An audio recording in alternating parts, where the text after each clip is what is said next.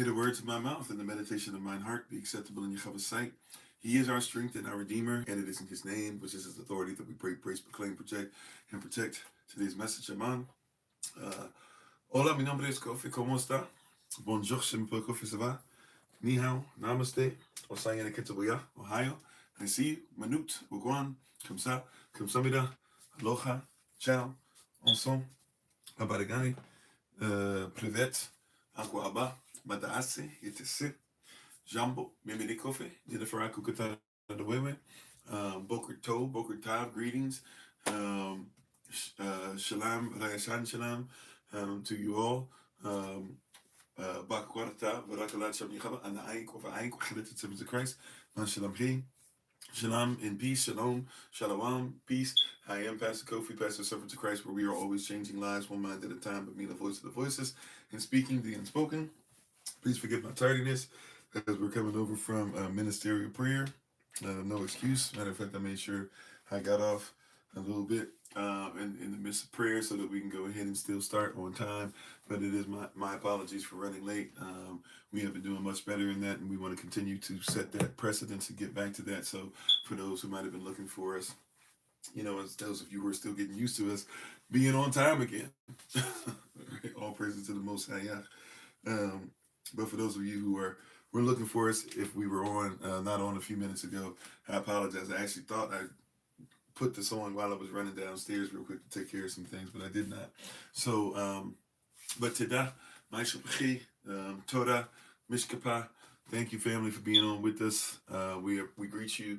Hashem Yechava, Hashem Yechava, Yechashvai, Hashem Ruvach HaKodash. We're thankful and grateful. We give our honor and praise once again to the Most High, Yechava Elohim. We give our praise and honor to Him for my wife, the Honorable Maya, who lives a life that is able to be honored. As always, you can check her out on TikTok, YouTube, our website, and Pinterest at Bloom and Flourish. Not A-N-D, the letter N, Bloom and Flourish. She is a healer, herbalist, chemist, and biologist by degree. And to the moderators, Ministerial Staff, SOC, Lottie Dottie, and everybody, and we mean everybody. However, specifically for the sisters, Teda, and the brothers who showed up to support last night. Excellent service.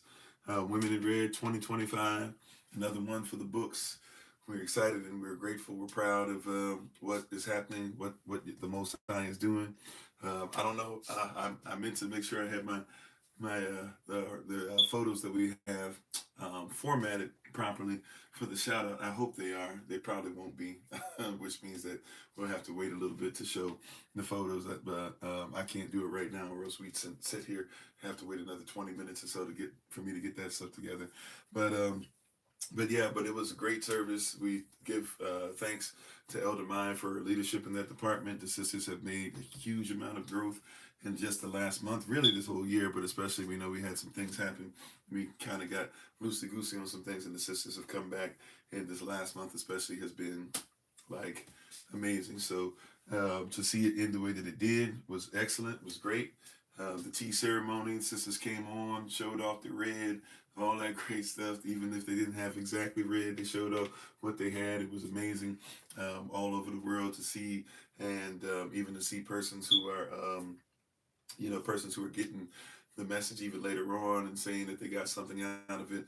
We're grateful to the Most High and what He's doing through our sisters. So, babe, love you very much. Thank you for what you do. Thank you for putting all that out for us.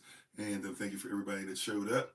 SOC University, you got more stuff as far as us getting more advanced now with our Hebrew characters. So, hopefully you were able to get that. Don't forget as well, a quick announcement with that SOC University. We're going to try to make sure our goal is to actually reduce the SOC University prices for the for a long time coming up in the future. Holy Spirit has said that even though it's really cheap for university courses, we're going to take that and cut it in half. So if you're actually interested in being part of SOC University for a long time to come and getting some of the stuff, and maybe you think it's too much, or maybe a lot of you not even looked through to see what it was, and what we brought it down from. But if you're interested in that, we announced that during the class yesterday, and started to check. I got to figure out how to do it, but we tried to do it during class. It didn't work, but we're trying to change that tier on there. I don't know if I have to make a whole new tier and get rid of the old one, which would, I hope not, because that'd be crazy work, because we got to go back through all the videos and then try to upload them again. But prayerfully, we'll be able to uh, do that sometime today. I know there's some of you that we were trying to figure out if you could reach out to us and stuff yesterday, by the way, or even on Friday. It's just been extremely busy. As you guys know, Saturdays are usually our busiest days. But we'll try to get in touch with you. So the only thing we really have besides our normal stuff that we have, we got our project management meeting. Last project management meeting of the year will be tomorrow night, 9 p.m. New York time. Outside of that, watch night service. And I believe Elder Maya put it out there that if you have children who would like to partake in the Watch Night service, if feel free to reach out to one of the 202 numbers. Now, if you are going to reach out to us to let you know, we need to know like before the night of. If you let us know the night of, we're trying our best because we know there's some children that'll be like, oh, that's why didn't they get to do that, or why couldn't I do that, right? So we're making it known, and if there's going to be something short, all of them are doing something short and sweet, like reading a verse, maybe giving a quick prayer, maybe even just saying welcome or something like that. But if they'd like to be a part of it, you can ask, or you can, if you even want them to, need them to be part of it. Like, I understand your parents, sometimes we do this weird thing where we act like children shouldn't be told you go do something, right? But we leave it open. We put it out there. Elder Maya told all the children yesterday, like, and let them know. So we have certain children that are on the program already. If your child would like to, or if you would like your child to be part of the program, I need to know definitely before the program starts. Really, I would like to know before Wednesday, right? Before Watch Night service, the day of Watch Night service. That being said, if you would like your child to be part of it, we will do our best to try and make sure that we come up with a spot specifically for them when we go on Zoom. Am I? All right. That's all that I have, I believe, at this moment in time. So we're going to go ahead and get ready to get into the word. If you can rise to your feet in reverence of Jehovah's word. By the way, it is Q&A day today. Again, all the days through the 31st. So up until January 1st, everything is Q&A. So I actually have one place to start because somebody asked a question. I think the person's not on. I believe it was Sister Greta. So I'll wait to see if she pops up first before I start to answer it, because in teaching the class yesterday and teaching SOC University stuff yesterday, I realized, oh, you know what, maybe that's what she meant, or maybe that's what the person was saying meant. So I'll have one more thing to add to the answer to her question. But you feel free, whatever questions, comments, or concerns that you have, to bring them forward, and we'll try to knock it out. If we don't get to it today, we still have 29th, 30th, and 31st. So we still have much, much, much more time to be able to make sure we get to your question. All right? I'm All right, but Tada, my Shapachim, thank you again. Thank you for being part of Women in Red. Thank you for your support. And let's continue to get it and grow in so many different areas that we have as a family. All right, so we're going to get ready to say our Bible place. Once again, if you're able to rise your feet in reverence of Yahweh's word, or however you're able to reverence the word, we thank you for doing so in advance. Let's say shalom to everybody, peace to everybody watching live, later on, whatever the case might be, on different platforms. How you doing, Sister Carla? How you doing, Akuta Barach? How you doing, Sister Shirley, George, Eunice, Earl, Betty, Double OG, Triple OG, Minister Samaya LeRae, Lucille, Sensit, Trinae, User 60481, Lamont, her brother Lamont, Israel, my firstborn, Bible Health Book 2, Zachary, big brother Thomas, right? Glad that you're feeling better. We're praying for that range of motion to return. How you doing, Bert? Bertha Torres? Bertha Torres. I can't get my F, right?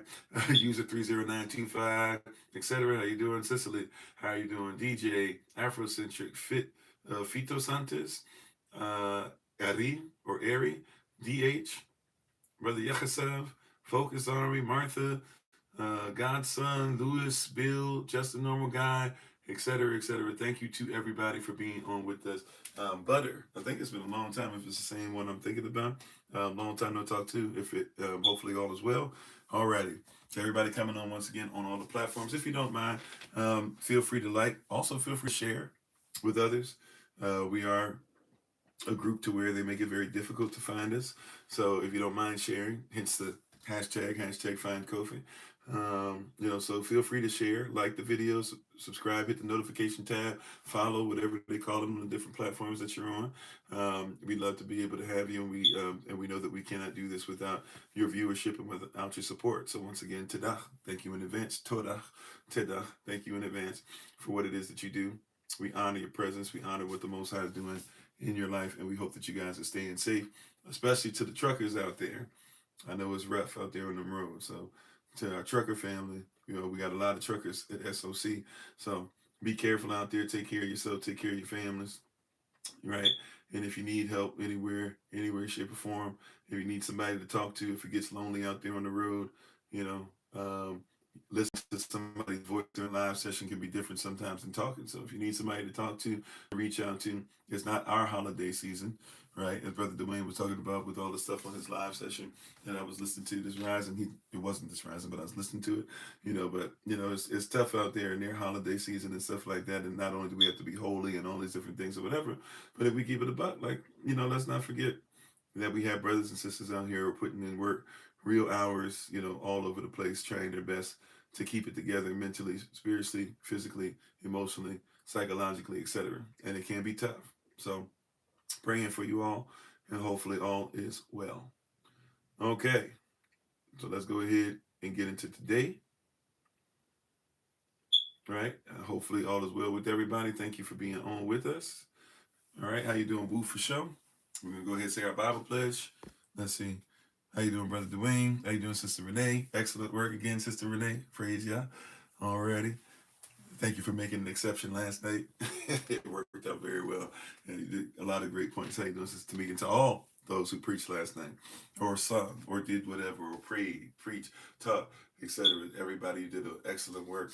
And prayerfully, it helped you immensely. I know that I had a lot of mental notes. We were talking about it during the prayer service for the ministerial staff that's rising, talking about comparing notes and talking about what so and so said and this person said, and what Sister Renee actually flowed into what a little bit of what El Tam was talking about, what Elder and Ice was talking about.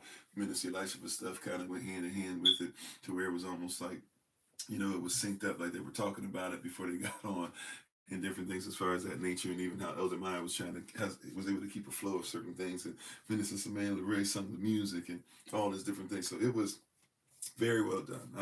And I'm sorry when you start mentioning names, I know I missed somebody in there, so please forgive me if I missed you.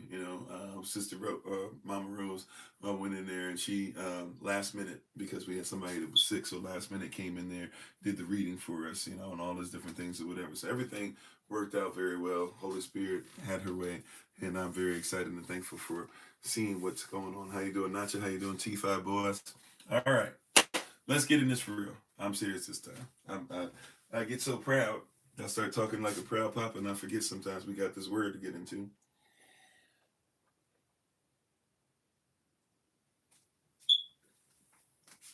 So if you are able, once again, to rise to your feet in reverence of Yahweh's word, we'll go ahead and say our Bible pledge, and we'll go ahead and get started. All right. So you can just repeat after me. You can put your Bible on your device or your right hand in the air and just repeat after me. Bible pledge goes as follows. This is my Bible. This is my sword. And this will I trust. For Yahshua is Lord.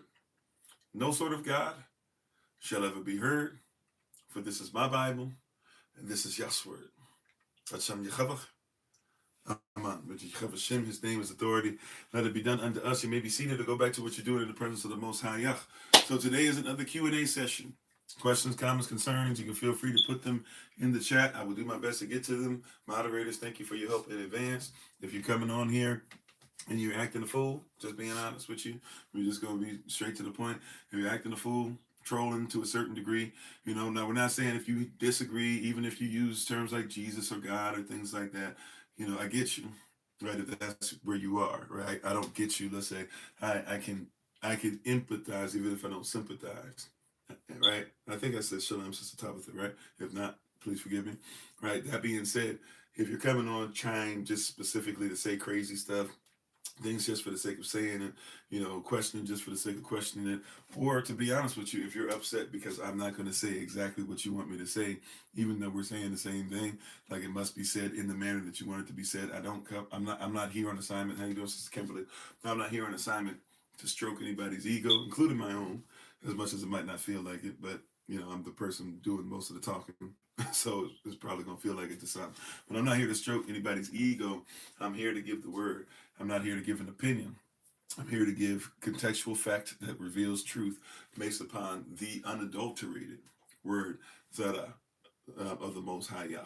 Right? How you doing, Eddyville? So in that, I'm coming today specifically to give you word. Right? I'm coming specifically to talk. Now we can look at stuff through different prisms as well. Even though I'm going to focus on the prism of the kingdom of heaven.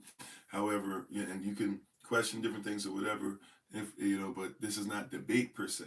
This is Q&A, and even debate would have rules, right? So, right, and so does the Q&A. But this is a Q&A led by those of servants of Christ, those who are of Yahweh Sa'al, those who are followers of the way, and there's a particular way that we lead and conduct ourselves. That being said, feel free to ask away. Just know that the moderators ultimately lead this, and they're led by the Spirit too. And if they make a decision, I feel like 99% of the time they're going to make a correct decision. And even if we consider it to be a mistake, I believe it's going to be of righteous intent. Doesn't mean it's righteous. All the time, what we do, sometimes I mess up and I might get you off of here and I might have misunderstood. Right? I get it. But that being said, there is a way to conduct oneself. And so we're going to ask everybody to do that to the best of our ability. All right. And how you doing, Brother Rodney?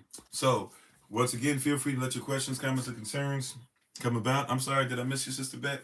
Just in case I did, shalom, Sister Beck. I think I'm pretty sure I got your husband, Brother Dwayne. Yeah. All right. So you whatever questions you have, today's Q&A. Once again, we're going to be doing Q&A all the way through the 31st. Now, where I'm going to start off with is a question that was asked yesterday. I tried to stall. I don't see her on here, but I believe it was Sister Greta who had this question. So if she comes on, I'll tell her to make sure that she goes back and listen to the recording, or if not, I'll try to send this to her after the fact. And how you doing, Mahar? Been Israel, right? So the question was asked as of yesterday.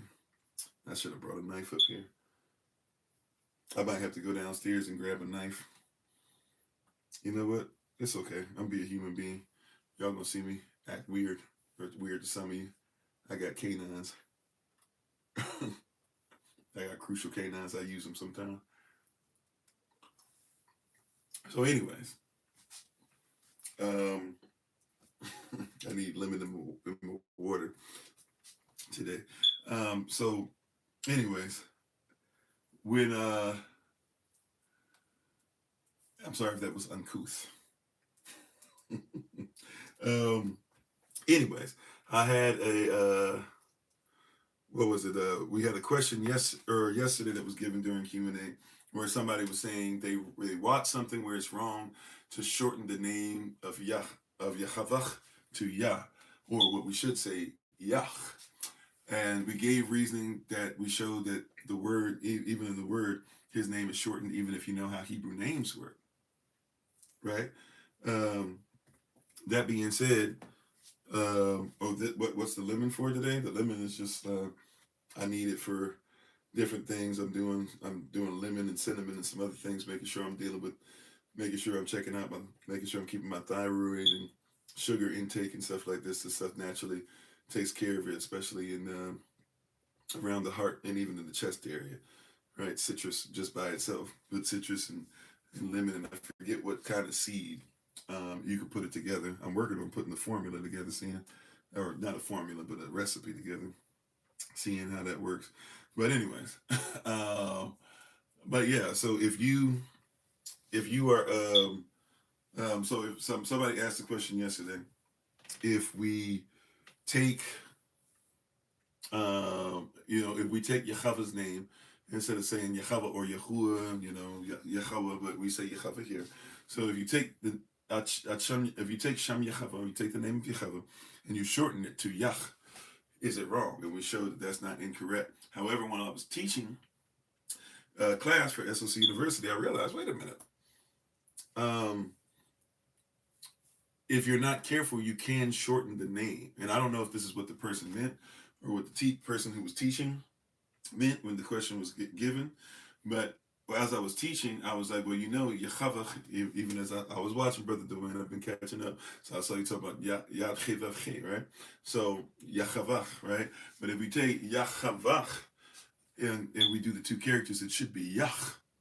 If we shorten it, it's not Yah. Yah is just the first character, right? So there's four characters. If I go Yad Chivavche, it's going to sound like Yachavach. So if I take out the vowel che, the last two characters at the end, and it just becomes yad che, it should be yach, yach. So if I do shorten it sound-wise, now this is culture, this is language, but if I shorten it, right, then it should be yach, right? So if it's all praises to the Most High Yah, I'm only saying one character, the first character of his name, and even shortened, I'm not saying yad che, I'm saying yah, yad, right? Or yavad, if you've been going through the alav by instead of the aleph bet, right? But if I say yah, I'm just saying one character. In other words, if you don't catch it, instead of saying why, if I shorten it and just say yah, I'm not right. So yechavach phonetically, if we were to put it out phonetically, you would put it out like this. You would write it out like this: Y A H A V A H. Once again, phonetically, you would write it out Y A H A V A H. Right? That is the name of Alachem, Yachavach. Right? But most of us say all praises to the Most High Yah. If we say Yah, all praises to the Most High Yah, that sound indicates it's only one character, which we would write out phonetically Y-A. But if we're actually saying all praises to the Most High Yach, we would write it out Y-A-H. That H makes a sound at the end of a word, or at the end of a name, at the end of a word, right? That's the way the character sounds work. So if we say all praises to the Most High Yah, it is never all praises to the Most High Yah. That would just be Y-A. That's not even half of his name, let alone, obviously, not the full name. And we're going to say Yach, Yach, then it'd be Y-A-H, right? Because it's not Yadamaya, it's Yadamayach, right? Jeremiah, right? It's not Yasayach, right? Yachasayach, or Isaiah, it would be Isaiah, that H at the end, right? So that's something that so just to kind of finish up on that question, as we were doing it, I said in class yesterday, I was like, oh man, that's probably what they meant. They were talking about, that might have been what the person was saying is, if you're going to say his name, you can't take it in half, but maybe that's part of it. Once again, I don't know, because I don't have the video of exactly what the person meant and what they were trying to say. So that could be exactly what they were talking about. It may not be exactly what they were talking about, right? So just wanted to start out there. So I got a question to start us off with. So just finishing that up from yesterday. Not 100% sure we finished up Sister Toya's question, but she didn't reach out. I told her to reach out, so I'm pretty sure she's the type of person, she'll make it known pretty easily that what she's talking about. So that being said, we're still in Q&A today. If there be any other questions, comments, or concerns. Oh, wow. Maybe I should have got a knife. I'm still dealing with this thing. I'm going to just put it in like this. Bump it. I don't care about the peel. How you doing, Sister Taylor? So if there be any other questions, comments, or concerns, today's on, as are the next few days, today's on you guys. Are there any questions, comments, concerns? They don't have to just be about the Bible. We're going to come through a biblical prism, of course, but, they can be about whatever you guys would like to discuss. Is it something politically, something emotionally, something spiritually, something with relationships, pop culture? Pop culture, I try to keep up with it, but obviously I might not know all the stuff going on with that. Something with children, to a certain degree, maybe personal questions or questions that require me to get personal. There is a time and a place for certain questions. But is there anything that, any questions that we have? Why do we use Yechavach instead of Yahweh? Okay, so great question. So that gets into characters and character sounds and dialects. The origin. If we're talking about the origin, if we're talking about what Moses used, really for me, maybe somebody might argue, go older, but the way the word works, we never changed jot or tittle, right? We never changed the way it was written or the most minuscule of measurements, because every character has a number attached. So what I've been studying and what I've been looking at and what we've been able to decipher, not just me personally, there's persons that I sat at their feet and learned from who had, way more years in the game than I, whether they were so-called black Hebrew Israelites or they were persons who were so-called white or Dutch, but learned this stuff themselves, or there be persons who were Jewish, or it be persons who were West African, persons who, are descendants of Israelites that we know were actually recognized by others as Israelites in the Carolinas, right? So there's persons that have put in work, and obviously this is a language. They try to tell us that Hebrew is a lost language. This is a very intricate question. How you doing, Sister Nola? So just roll with me for a little bit, right? Um, and hey, how you doing, Sister Greta? I literally, I don't know if you're able to, if you want to rewind maybe like 10 minutes before this, or if you want to go back another time to like about the 15-minute mark. We actually answered your question even more from yesterday. I think it was your question about, I just literally finished what you had yesterday about shortening the name. There was a little bit more we had. And thank y'all for the repost and for the love. All right. So, but yeah. So as far as why did we say Yahweh instead of Yahweh or Yahweh? Um, so if you, so I'm there's layers to it, right? Um, what I would start, where I would start. How you doing, Sister Jennifer? Where I would start. First things first. Where I would start is this. Um, a lot of what we think is ancient Hebrew is not ancient Hebrew.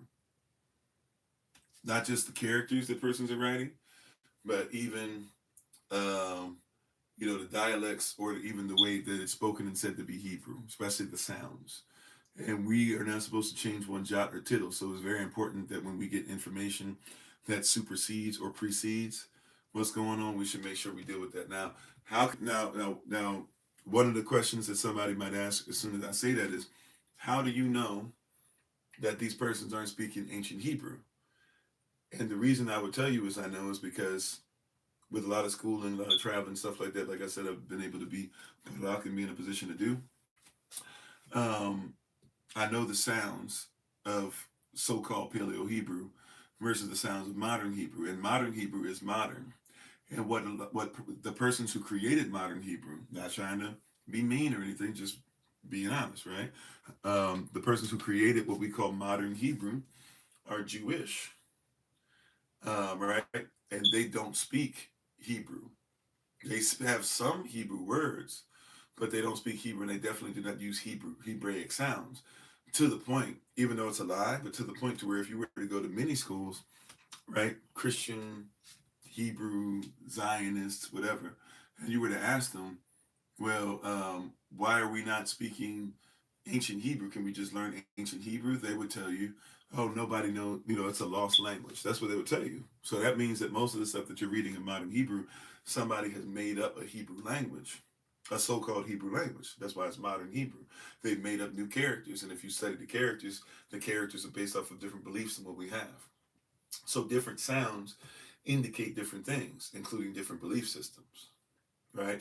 So, for example, those of you, I don't know how many of you were with us for the watch party that we did on Tuesday after the last session, I believe it was, where we looked at Mormonism, right? Yeah, well, not only the dialect, so the language they're using is Yiddish. They're putting Yiddish in, Germanic stuff in, Gallic stuff things, French, right? A lot of people don't know the persons who are known as I always forget this. It's a slur. It's a racial slur. So please forgive me. I'm gonna say it out loud, but I always forget it. I always have to think Brad Pitt in that book, Gypsies, right? Who are actually Romani or Romani. That's what they used to be called. Not Romans. They're actually like what you might consider to be Turkish.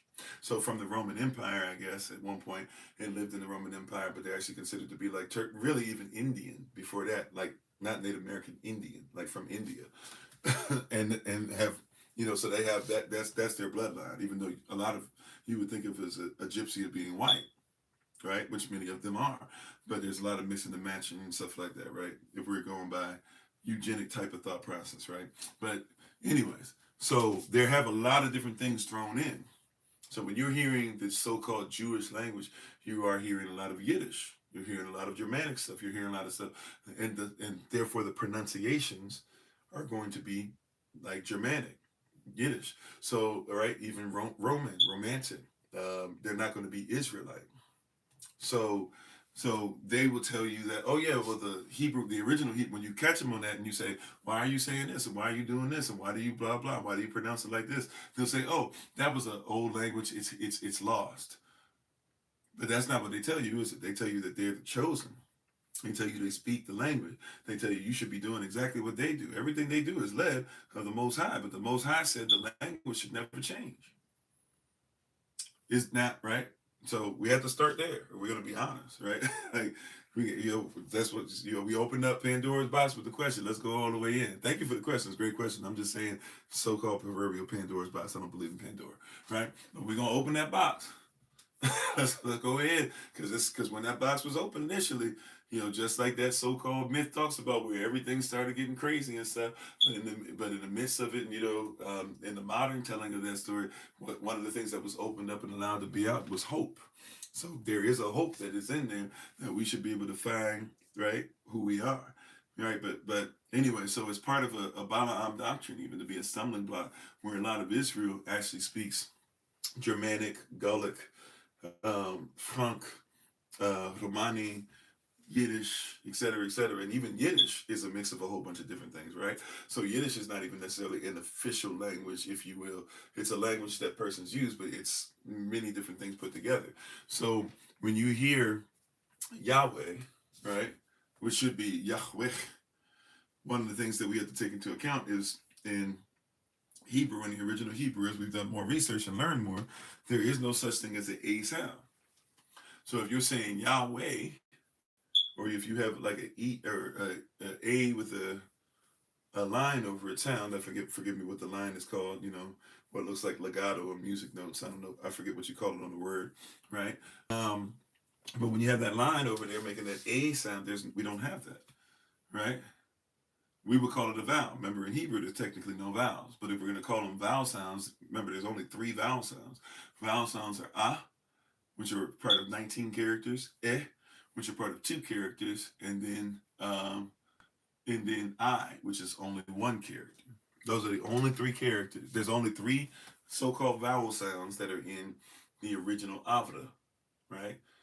The language of all creation. When persons are scattered, right, then all of a sudden there's different languages that come about, right?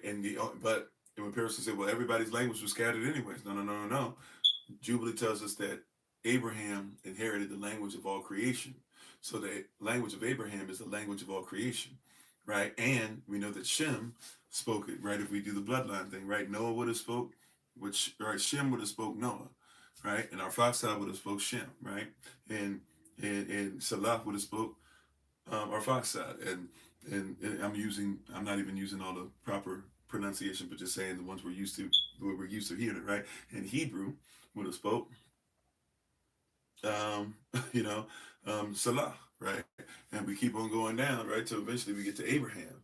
Abraham speaks Hebrew and he receives that again because his father was trying to follow Nimrod, right? But he decides to go back to the truth, and he gets the language of all creation given back to him, and even gets the scrolls of his fathers, which would have been written in this same language that goes all the way back to creation, the language of all creation. So Adam speaks this language. All this, so that what the Jewish person would tell you, right? This is not me coming against anybody, just what the Jewish scholar would tell you is that, oh, this is a lost language, and it's all right, therefore, for us to change it and make a new holy language. But isn't that a lie if we know where to go and where to look at the pronunciations and even characters that, as much as they try to tell us there's no history of this, on so-called hieroglyphs, which really actually would be known as the language of the Netcher, or the word of the Netcher, right? That's actually what it would be called, right? It would actually be known as the word of the Netcher, right? You know it as hieroglyphs though, because you know it in Greek, but we know that there are references to Israel.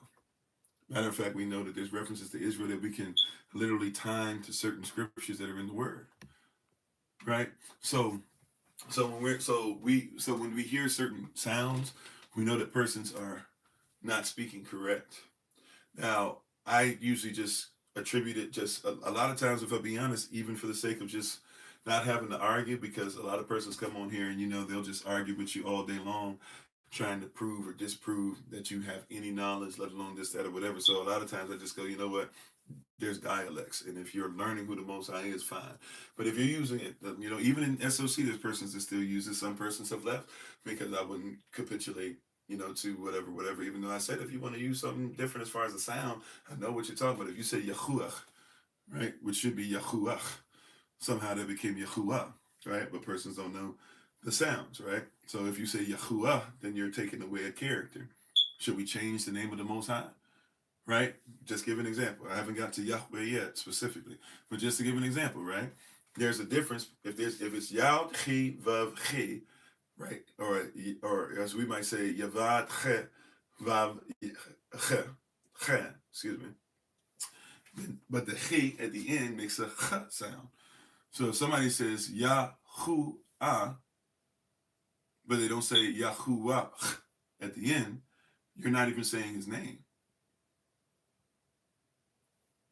Especially if you know to say the in the middle, Yahu, but you don't say the at the end, you're not saying his name. Now you might not know that because somebody who has not been trained, who is not like, what normally happens is we don't sit down, go through training, sit at anybody's feet, have reference points, learn sound, learn phonetics, things like that, right?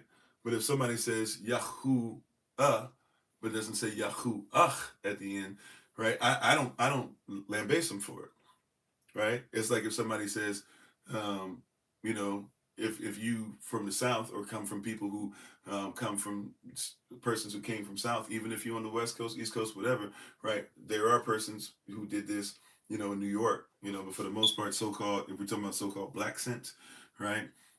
The so-called, when you go to New York, a lot of persons don't say er at the end, they say so if somebody says I got my finger on the trigger, I know what you mean, right? Now if that's what you're doing, right, it's kind of like a thing of that. But a lot of persons haven't been taught proper Avla, the original Hebrew. So what happens is you're mixing and matching a bunch of dialects, some of which were never even correct, some of which were mistakes, right?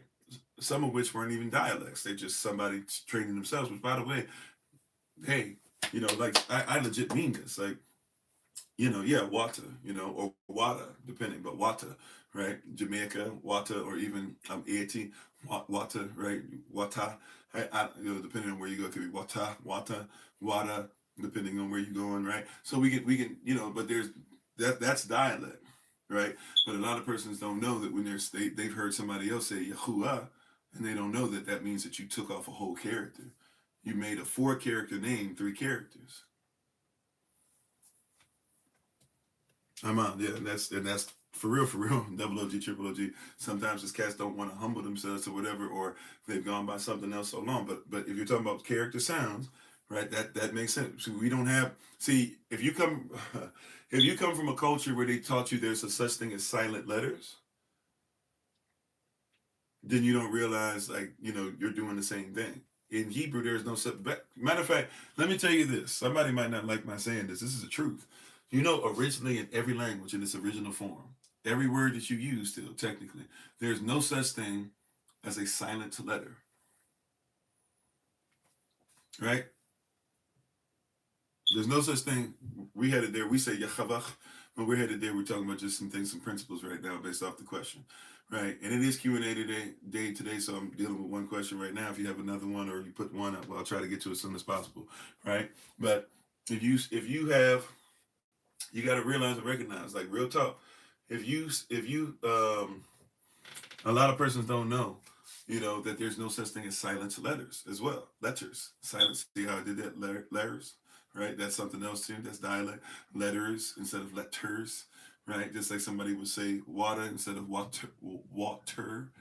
Right? Or somebody says facts instead of facts. right? Right. This is, you know, a lot of us don't even think about that because everybody just does it, or blah blah. But when you don't, at least in your mind, acknowledge pronunciation should be proper. So there's a lot of things even being called silent letters. So, for example, you know, a knife is not a knife. A knife in its origin was a knife. Matter of fact, could even be connive. Some of you don't know the word conniving is like the same word as saying conniving. If somebody's conniving, it's like they're stabbing you in the back or cutting you up, right? Conniving is the same as conniving. We don't know that though. In our head, we think it's complete because that's phonetic sound and somebody changing spelling modern because you've been told KN doesn't make sense. But originally, knife is a word, right? And every letter is supposed to be characterized by a sound. When you start leaving those things off, you have a problem, right? You say pseudonym, but it's pseudonym, right? You say psychology, but it's psyche, right? Psyche, right? Or even psych, right? That's right, but then it makes a sound. But you get to somebody who cannot say those things, or comes from another culture, and something happens that you would call transliteration. Transliteration is not always correct. Just like not everything can be translated, not everything can be transliterated, or not everything is transliterated properly. Because you know this is why a lot of you don't know F and V are interchangeable, right?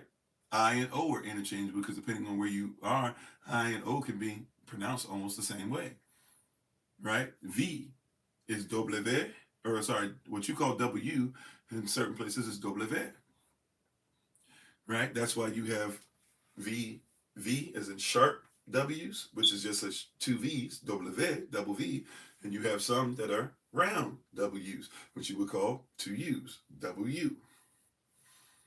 And so somebody might, right? So there are different things going on. This is why you even have these characters right next to each other, right? TUVW,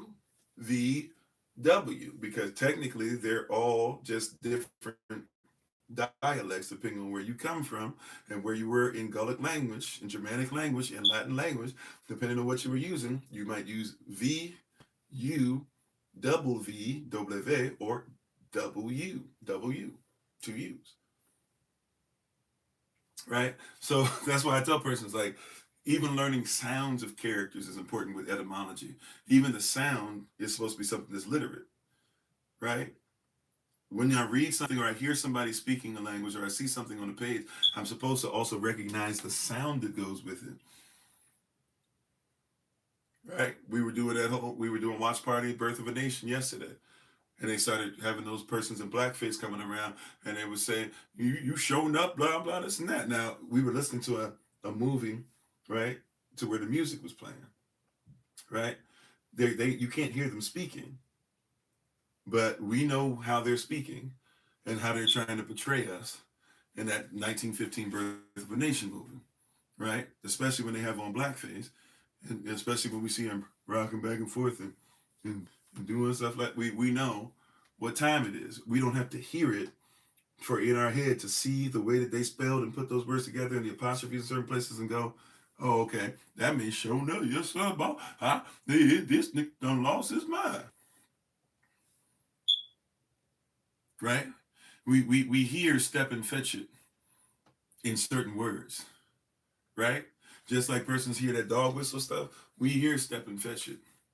We don't have to see step and fetch it to hear step and fetch it. We know what that is, right? And how you doing? Is it? I'll just call you Hoosier. How you doing? Welcome on. You said you heard. I'm sorry. The Tower babbling to this conversation. Yeah. So we related it a little bit already, but yeah, we can definitely do that. We can weed that in. Right.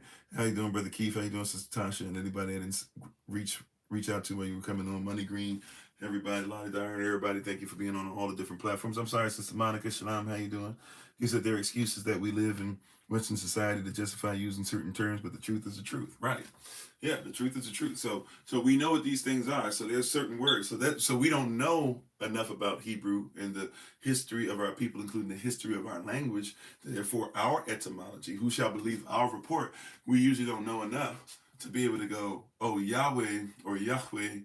Wow, once again, if that's what you're using, and that's where you get with the 4 characters, that's where you are. Hey, everybody go on your journey, study to show thyself approved. I'm not the end all be all of anything. Yah's word, let it be true, right? And if you say Yahweh, if you say Yahuwah, if you say this, that I'm not here to dog you. I know who you're talking about, right? Right? Even persons who are coming in and still using that JC stuff, right? Hey, I know who you're talking about, right? Like, as long as you're not disrespectful, I'm not going to be disrespectful towards you. I just don't use a name that means half man, half Zeus. But if that's where you are in your walk, I respect where you are in your walk. Just hopefully you'll be just as respectful. And how you doing, Raymond? Thank you for being on. Thank y'all for the love. So when we sit here and we go to this, right? If you're dealing with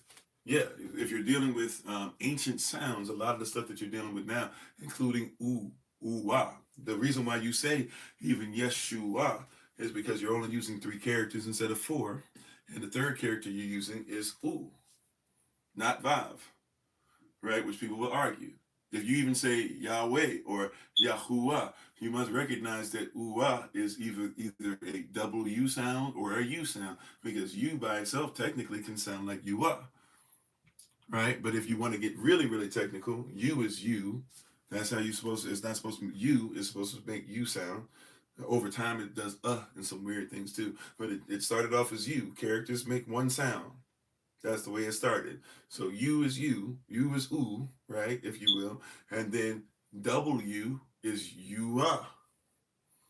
So that's why you have that W in there, right? That gets some of you now, when you make a wah sound, you're not making the first part. You don't realize that if somebody in the original language, when W shows up in Gallic and Germanic languages, et cetera, all right, even Scandinavian, some other things like that, when you see a U, that's how you look at W. W is not wah. And if you even understand it, you see how a lot of us start to say form ooh when you say wah, right? If you notice wah, right? Ooh, that's what W sounds like. It sounds like ooh, It doesn't sound like ooh, or it doesn't sound like wah. Even if you notice, you're saying ooh, right? Even if you don't think about it. A lot of you go wah. If I were to say make a W sound right now, many of you go wah. Because what? Ooh, You think that that's original Hebrew, but that's Gallic, that's Germanic, right? So even Yahweh, right? When I slow it down, you hear it. When you say it fast, oh, Yahweh, but you're still saying what? You can't help it. That's the way that's formed. What? You'd have to work really, really diligently, which I'm never going to try to do, but you have to work really, really hard to try and get what to sound like it's just without, it's a cultural thing. So that's why you say Yeshua. Now you spell it phonetically because in your mind you think it has to have an A at the end, but W makes a sound. So it's just 3 characters. We're taking away from the name. We don't know that. The name of Yahweh is 4 characters, or the true name of Yahweh, the true name of Yahuwah, or if you're using dialect, fine. But I'm just trying to tell you, you might not know this, right? You've never heard somebody say, you've never gone back through the sounds. I've said this before. I've used this example before. Forgive me for just using the same one over and over again. But if I go like this, right, and I make what you call Afrobeats, right? Basically, that's what y'all think Afrobeats is. Right? Or you might even think of it kind of as Latino, kind of, sort of. Right? Or if it's... Right? That's going somewhere different.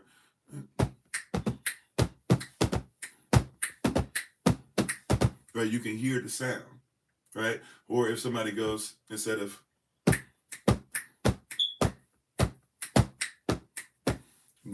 you would think West Africa, even though technically the clave is West Africa. But if I give it to you with the double bass, with the double in the kick,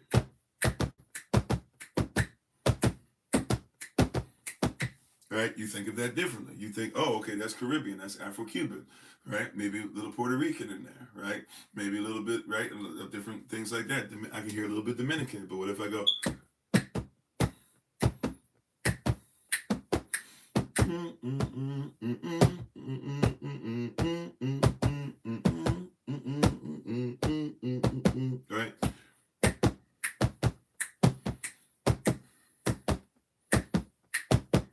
right? The sound, right? Same instrument, like we have the same vocal instrument, but different culture, different influence on it, right? Different thing we're looking for hearing, right? You hear a woman singing in India, right? Very, very, very much so, right? India, Pakistan, right? Very much so. They would even say they could break it down to, oh, okay, this is more Punjab or this and that or whatever, right? They could break it down even further, right? We would hear that singing and at least go, oh, okay, that's Indian, right? We would think Indian, right? But you hear somebody else singing, like if I say, think about Ella Fitzgerald, right? Think about Ella Fitzgerald scatting. That's very familiar, right? If I say Mama Thornton, that's a particular part of the world. Even Sorry, that's a particular part of the world, even a particular part of the country, right? So all these different things. So the sounds, we don't know the sounds. We don't know the story and the etymology of the sounds. So we try our best to go back to what Moses would have used because the law tells us that we're never supposed to change the word. Remember, we wrestle not against flesh and blood, but against origin, which is the word principality. Even in the Greek, for those who always argue this, the word, when you look up the word principle or principality there, you'll see it's the word arche, which is like the beginning of the word archaic, archaeology, right? Telling us that we're actually dealing with the original. So our wrestle is not against each other or even these dialects. What's really we're wrestling against is the origin. In school, they would call it this. They would tell you it is called the law of first mention. If you want to know what something is about, go to the first place it's mentioned. If you want to know what the language is about, you got to try and figure out the original, right? If you want, for example, if you want to know what sacrifice is about, why did they sacrifice animals? Who was the first to sacrifice animals? The Most High was.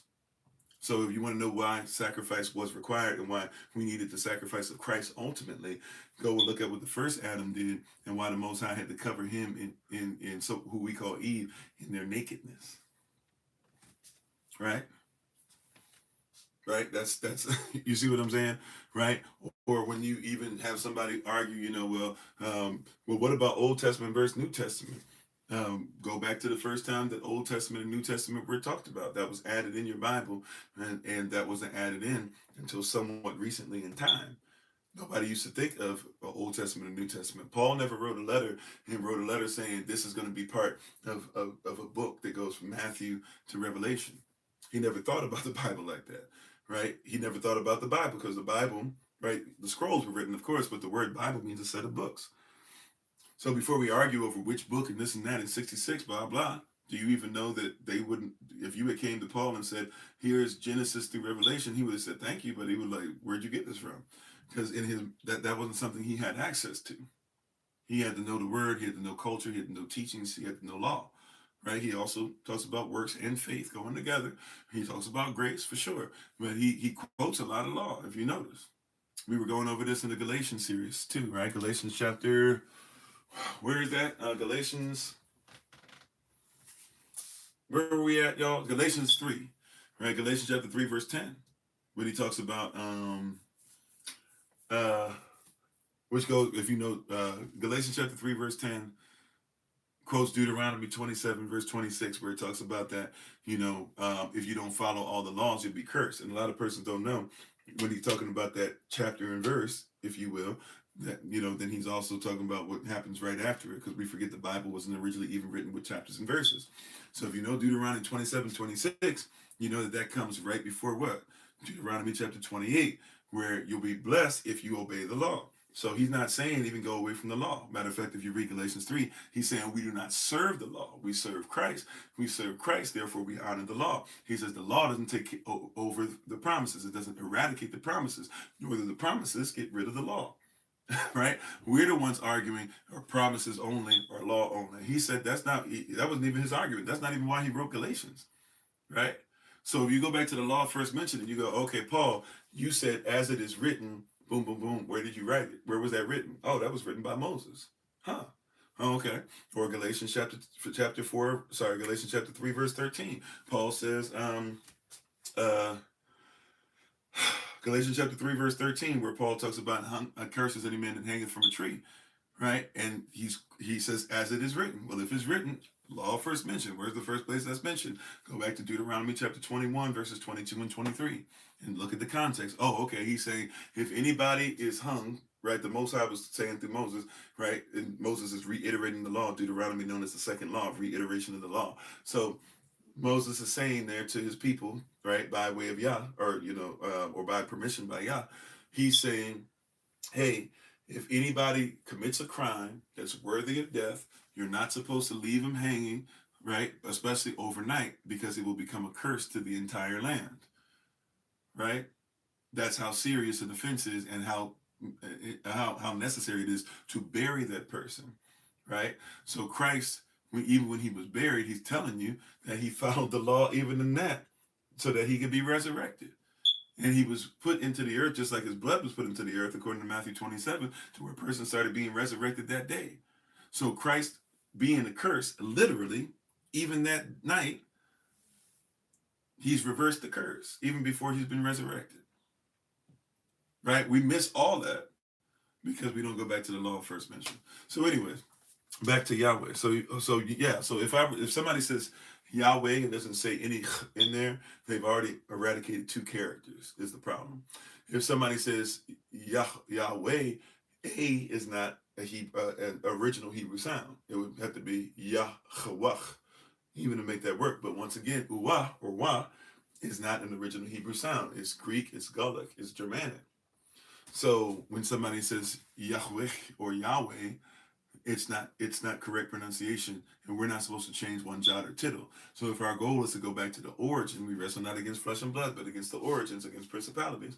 If we're trying to get back to the origin, and we know that what we're speaking is not original, then yes, it is a goal of ours to try and get back. So we know that there were no once again, if we're in Hebrew, technically there's no vowels, but what we call vowels today, in how we've been taught, right? There's only three vowel sounds that can actually exist, which is eh, and I. Any so-called vowel sound outside of those is incorrect. All right. Now, if we go into the even, what you were asking about as far as and hopefully that makes some sense, Sister Kimberly. If not, let me know, or let me know where you need me to go after that, because that's there's a lot more to it. Believe it or not, I'm trying to stay on the surface, but we can go a little deeper if we need to. How you doing, Brother Leonard? How you doing? Is it Real Z Boy? Thanks for being part of the community. Like Santina Jenkins, thanks for being on. With us as well. Thank y'all for the love on all the platforms. Thank you if I miss you on any platform. Church in my head, not to my heart. Is it her? B. John? Is it? Welcome on. Raymond, thanks for being on with us as well. So now, with the question you were asking, or were saying as far as the towers, right? So when we get to the Tower of Babel, even, the Tower of Babel is something where we were talking earlier about where the languages were scattered. So, and how you doing, Brother Josh? Hopefully you over there in Wisconsin. Hopefully the weather's not beating you up too bad over there, right? But when we get into this thing that we're into now, nowadays, right? When we get into, or I'm sorry, Tower of Babel, excuse me. The Tower of Babel is a place to where we know the languages were scattered.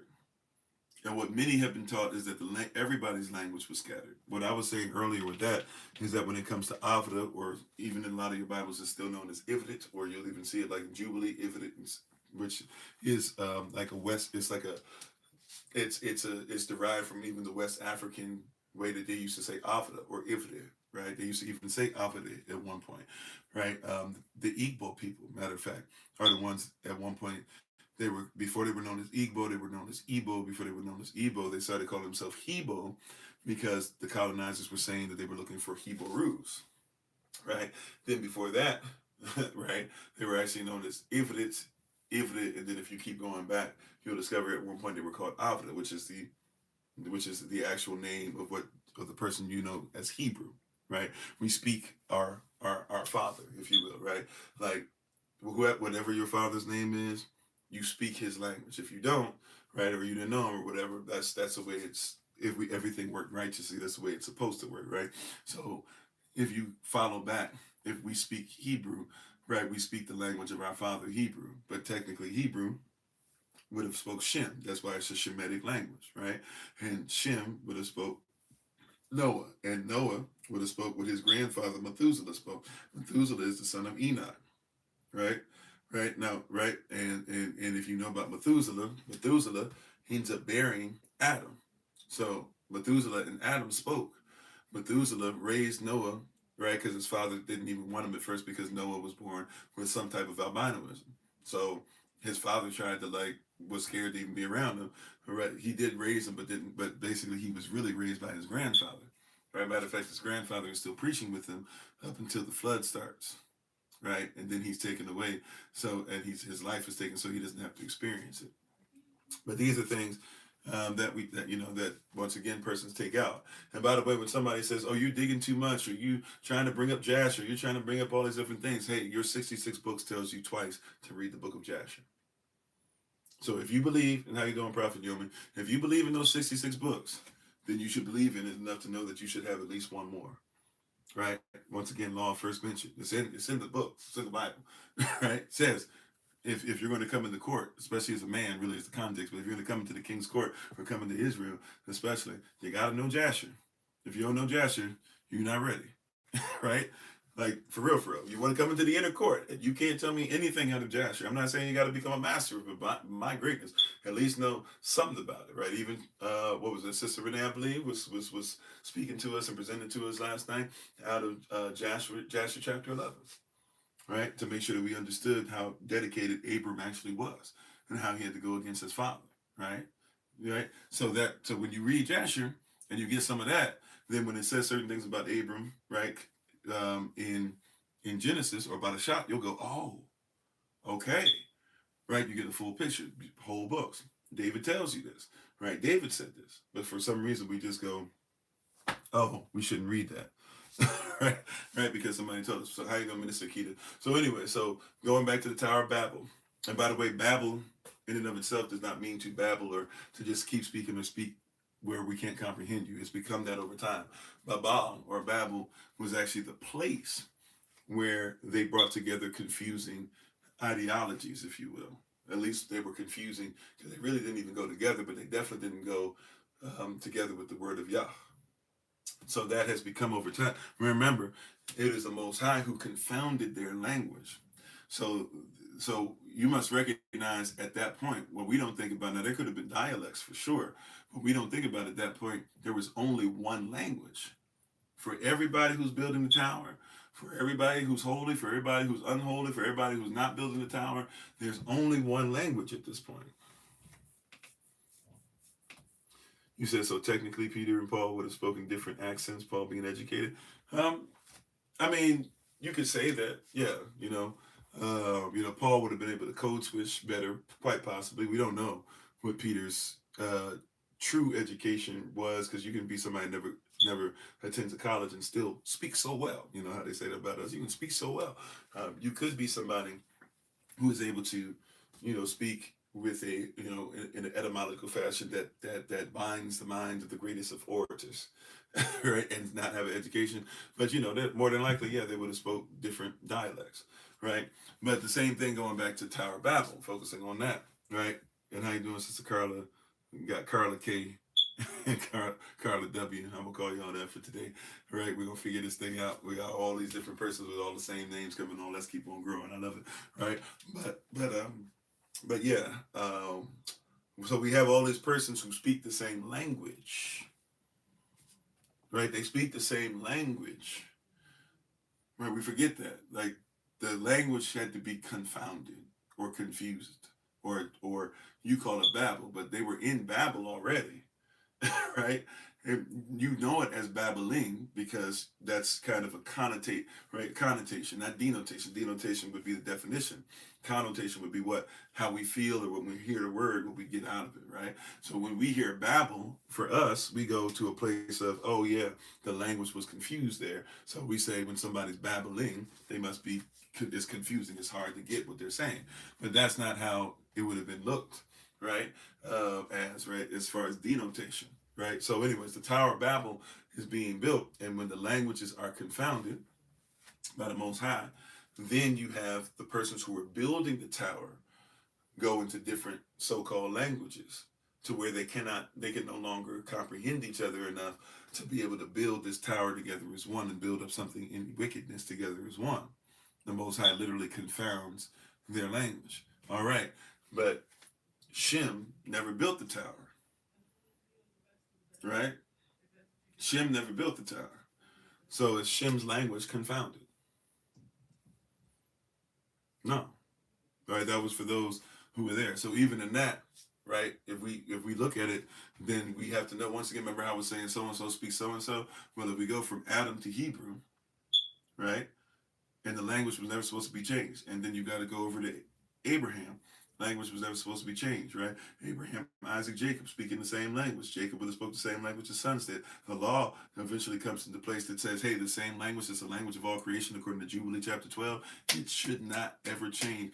Christ even comes and says that it should not be changed one jot or tittle in any wise should this law pass. If you look at the word jot and tittle in English, you're talking about, putting a dot above an I and a dot above a J. But if you look at it in the original way it was written, it would actually say you shouldn't change the most minuscule of measurements because every Hebrew character has numbers attached to it, and you should not even change the way it was written.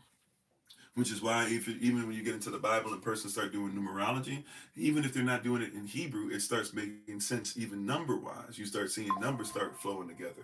Why is that? Because every character, the way our language is written, the way we receive it, the way we live by it, every character, right, has a number attached. So when it talks about the number of a name, we know what that name is because we know the number of it. And we can check it not only in Hebrew, but even in Greek, because in Greek, every character in their alphabet, right, we have the alphabet, which preceded their alphabet, but in their alphabet, they use numbers as well. So 603 score and 6 for us is 616 for them. If we have a name that matches both 603 score and 6 and 616, we know what that name is. It's not even right. So it's a mystery hidden to the world. Seems like Babel, even if you will. But for those who are consistent and keep the original, the origin, we wrestle not against flesh and blood, but against what? Origins of things. If we keep things in their original fashion, the way the Most High said, it's not even difficult for us to pick up on that. Right? It's difficult because it has become a difficulty for us as a people, and for those who are trying to become grafted and those who are trying to learn. It has become difficult for us because we are looking through a prism of somebody who gives us Balaam doctrine and is busy telling us that we're not who the word says we are, and telling us that we're not supposed to be the nation that's supposed to come back, scattered from the four corners of the earth to live together in righteousness. Right? It becomes difficult because that's the prism we're looking for the persons who literally went looking for Negroes to enslave in Africa, in the Caribbean, right, in the Americas, right, in Europe, in Asia. They went looking for Negroes to enslave. Not just European, by the way, right? So-called Arabic. I have to say so-called, because Arabic is a real interesting word that we've kind of changed the meaning of it, right? But so-called Arabic, a lot of different persons. And I'm sorry, how you doing, Sister Raquel? I missed you earlier. So so we have all those things. He said, so is Shem supposed to be uh, uh, uh, Malachi's Zadok or Melchizedek? Some person is saying. I'm seeing all these new interesting persons come up with different pronunciations for that. How you doing, Empress? But no. No. It's kind of like the same thought process that persons have when they're trying to say that Christ is Melchizedek as well. There's an order of priesthood. The reason, so the super reason, even though a lot of persons try to add a bunch of stuff to them that really is not known. The main reason you need to know Malachi Zadok or Melchizedek, right, as the prophet. The main reason why you need to know about him the main reason why he's brought up even in scripture, let's say that, is because he represents the priesthood of Israel. Now, he's not an Israelite, but I need you to catch this. The main thing you need to recognize, as much as persons are trying to say all this other stuff, he actually represents the priesthood of Israel. How do we know this? Right? How do we know this? We know that he represents the priesthood of Israel. And how you doing? Is it BOSJW9? I don't know how to pronounce it. Boss J, baby. Thanks for being part of the community. Appreciate you. He represents the priesthood of Israel. He connects priesthood of all, right, to priesthood of Israel. He's not an Israelite, but watch this. Watch this. Where does I'll call him by Melchizedek for right now, right? Malachi Zadok, or we'll just say Melchizedek, right? Where is Melchizedek? Where is Melchizedek located? What is Melchizedek's position? not just only as a priest. Because he's a priest, he's also royalty. So what is Melchizedek? Right? And there are persons even at who, have been, arguing with me feverishly about this recently, whom I love, and who I think love me back, even though they don't like what I'm standing on truth, right? So he's a king, right? He's also, yes, he's a high priest, but he's a king. Now thank you for this. So he's Malachi, so he's king. He's king of where? So he would be Malachi Azadak Malachi, right? Or Malachi, sorry, or Malachi, Malachi Azadak, right? So he's a king of where? Very important. This is why Christ comes through his order. Christ is not him, but he comes through his order, right? So why is it? I just want to throw this out here once again. So where is Melchizedek? Where is he the king of? Where is his location? You see, we got to think culture. Melchizedek, where is he located at, beloved? Where do you think he's located? All right, the Bible tells us. The Bible says, right? Melchizedek is located in Salem or Shalom or the city of peace. He's the king of peace on earth. Literally, that's what his city is. The city is Salem, right? When you say Jerusalem or Yechada Shalom, right? When you say Jerusalem, right? That's the same city. That's the same place. The capital of Israel becomes where he was the priest of. Now, our first interaction with him, really, for real, for many, if you haven't done some deep dive, the only interaction that you really have with him is what? You know him through somebody else. You know him through Father who? You know about Melchizedek because of who? Father who? Who had many sons, and many sons had this father. Right? Right. So you know about him through Abraham, Abraham, right? So your knowledge of Abraham has you introduced to Melchizedek. Now, why did Abraham even go to see Melchizedek? Right? I'm not trying to speak down to anybody. I want you to think about this differently, right? Than in the manner in which you've been taught before, especially if you're coming through just a, forgive my, insolence, if you will, but a churchy upbringing or disposition or leading, right? Christian nationalist type mindset. I want you to actually hear this the way it's supposed to culturally, right? Consistently. Right? That's something we're very consistent with here is keeping culture. So why is Melchizedek so important?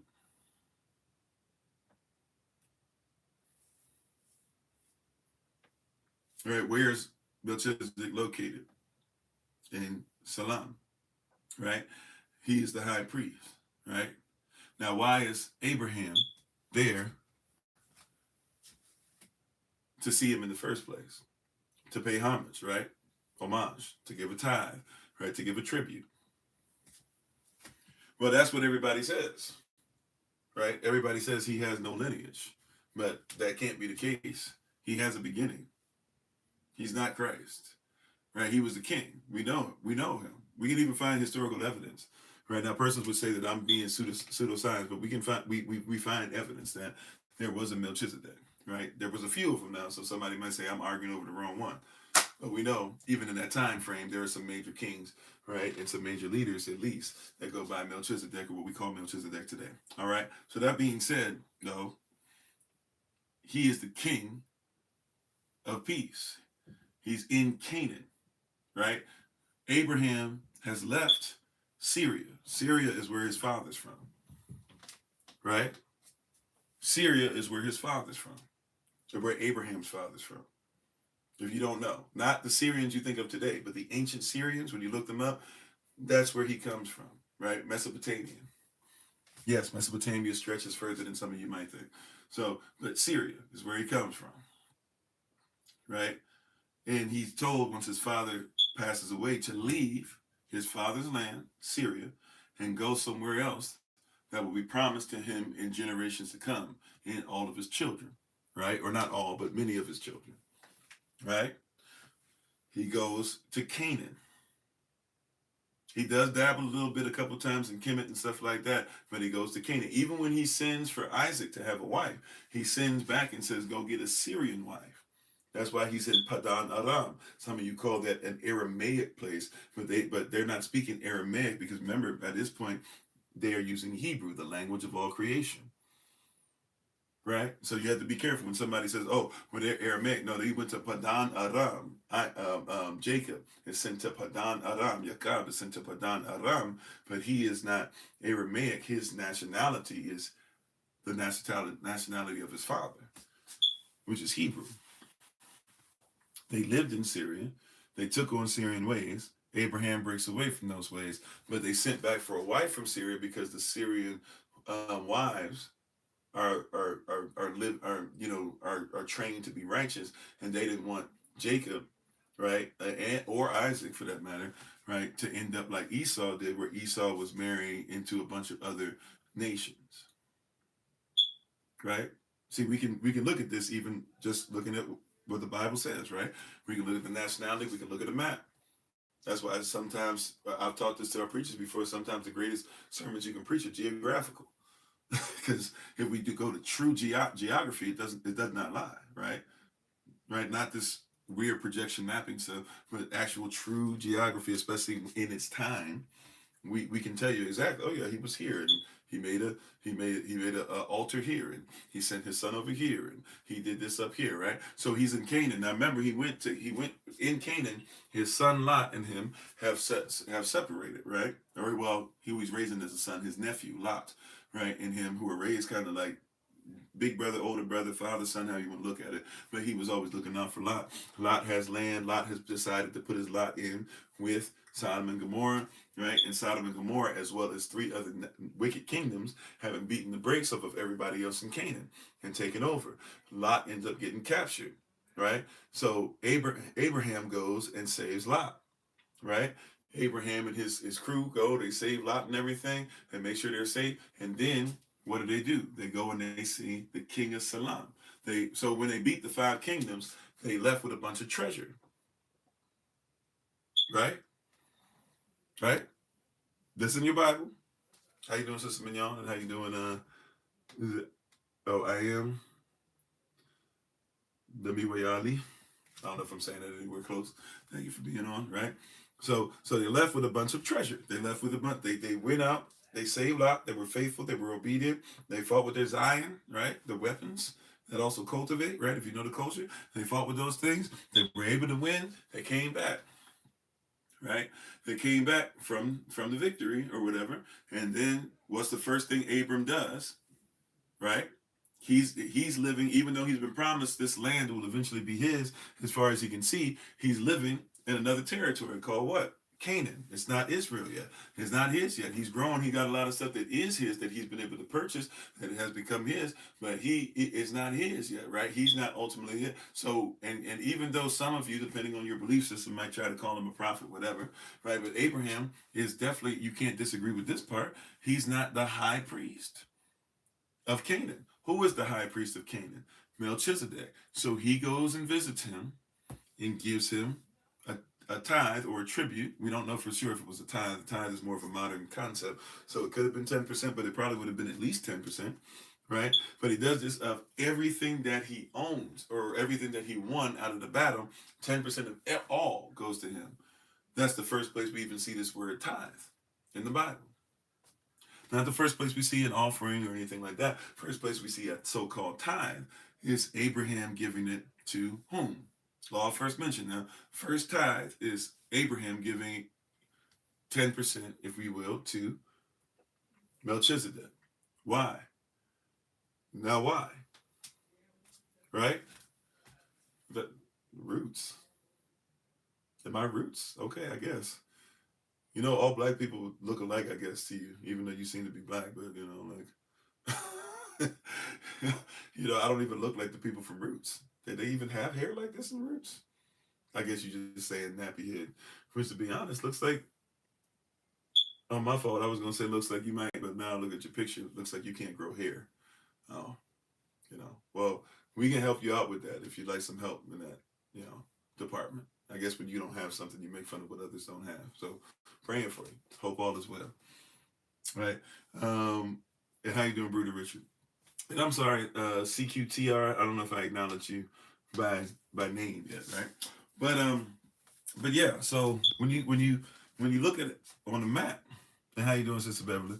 When you're looking on the map and you're seeing these different things, and you're seeing these things operate the way that they did, you have to recognize and realize, like, yeah. So we're seeing. It tells you where we are. So now, so he went to Melchizedek and he gave tribute because Melchizedek is the high priest of Canaan, right? And he is the king of Salem. Now, look what happens. The person he gives tribute or tithe to, how you doing, Yachasa? Thank you so much, right? So the person he gives tribute or tithe to, right? And I'm sorry for my bald brothers, by the way. I wasn't trying to make fun of anybody. I was legit. I think the brother is upset that he can't grow hair because why would you make fun of somebody's hair? I don't make fun of anybody's hair. I don't make fun of somebody's lack thereof. I think the bald look is all right. I used to shave my head bald before I knew better, before I made this commitment. When I was in the military, I thought it was better than getting the haircuts they give black folk in the military. And military barbers don't be hitting for me. But anyways, praying for the brother. Hope, sometimes people are so jealous they just say craziness first thing that comes out their head. I hope he's doing all right, though. I legit do. I'm learning from the best. Elder Anais preached on that last night. Right, she got a book that we're gonna look for and how to be better at using our words to still get the point across, but not be having to cuss folk out. Right. All right. Anyways, but yeah. So the tribute is given. Right. The tribute is given. The tithe is given to Melchizedek, to the king of Salem. Later, Israel will come back. Right. And as Joshua, right, comes in, who we call Joshua. His name is actually Yahashua as well. But, we'll just use the term Joshua. Joshua, when he comes in and they start taking over, doing all this, and then they give lands and this and that or whatever. And then especially by the time we get to David sitting upon the throne, Jerusalem is the capital. It has now gone from the city of Shalom, the city of peace, to now being Yahada Shalom, right? Which means that Yahweh is the head. The head and the shepherd of our peace, or Yahweh is our head who shepherds us into peace. So now Yah is the head of our peace. Now he always was, but the priest, the high priest of Canaan, which would be later on, right, or who is the king of peace as far as physically, receives a tithe, which means now later on when Israel shows up, we show up, and now the center of our peace, right, the head of our peace, will live where Abraham tithed to.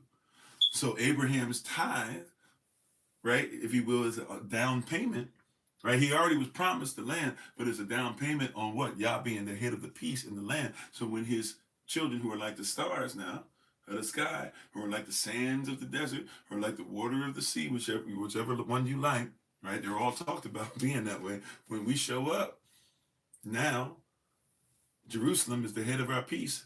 Abraham put a down payment, he put a deposit on our people and where we would be. And Yah blessed it. Yah Barak. How you doing, Sister Casey? Right? How you doing, Lisa? Thanks for being on. Thank you all for the love. Right? So, and all these different things, this is what we're talking about, right? So yeah, so there's a lot that we can get out of that, for sure, for certain. Am I? Yeah, great question. So today is Q&A day, by the way. I think we've been answering the questions. Hopefully we've been answering the questions well. And we're thankful and grateful to you for being on. We're doing Q&A every rising. So we do sometimes 2, 3, 4 lives a day. But we'll usually do at least one in the rising, usually about 2. And so throughout the day. So, but we do one every day, 8 a.m. New York time. Usually I take Tuesdays and Wednesdays off, but these last few ones to end of the year, we're just doing every day. So 8 a.m. New York time, we're going to join in for 3.5 hours. We'll just be answering questions. So any questions, comments, or concerns that you guys have, please let them be known. Shalom. guests, those who are not part of SOC, those who are not part of the kingdom yet, or maybe not ever, or whatever the case is. Prayerfully, you will be. But we appreciate your presence. We hope that you are doing what you are called to do. You're walking in faith. And today's Q&A. So whatever questions, comments, or concerns, feel free to put them up on the screen. Um, it will be ready to go for a little while longer. If there be nothing else, I'll see myself out. But feel free to go ahead and let your request be made known, so to speak. Right? Even if it's something that we went over, even if you say I didn't go into something as much, even if it's not something that we would think is necessarily Bible, we're still gonna be biblically oriented and looking at it. But feel free to let those requests be made known, and I will do my best to answer. If I miss some, moderators, please make sure that you hold me accountable as well, or anybody can hold me accountable for that matter. Any other questions?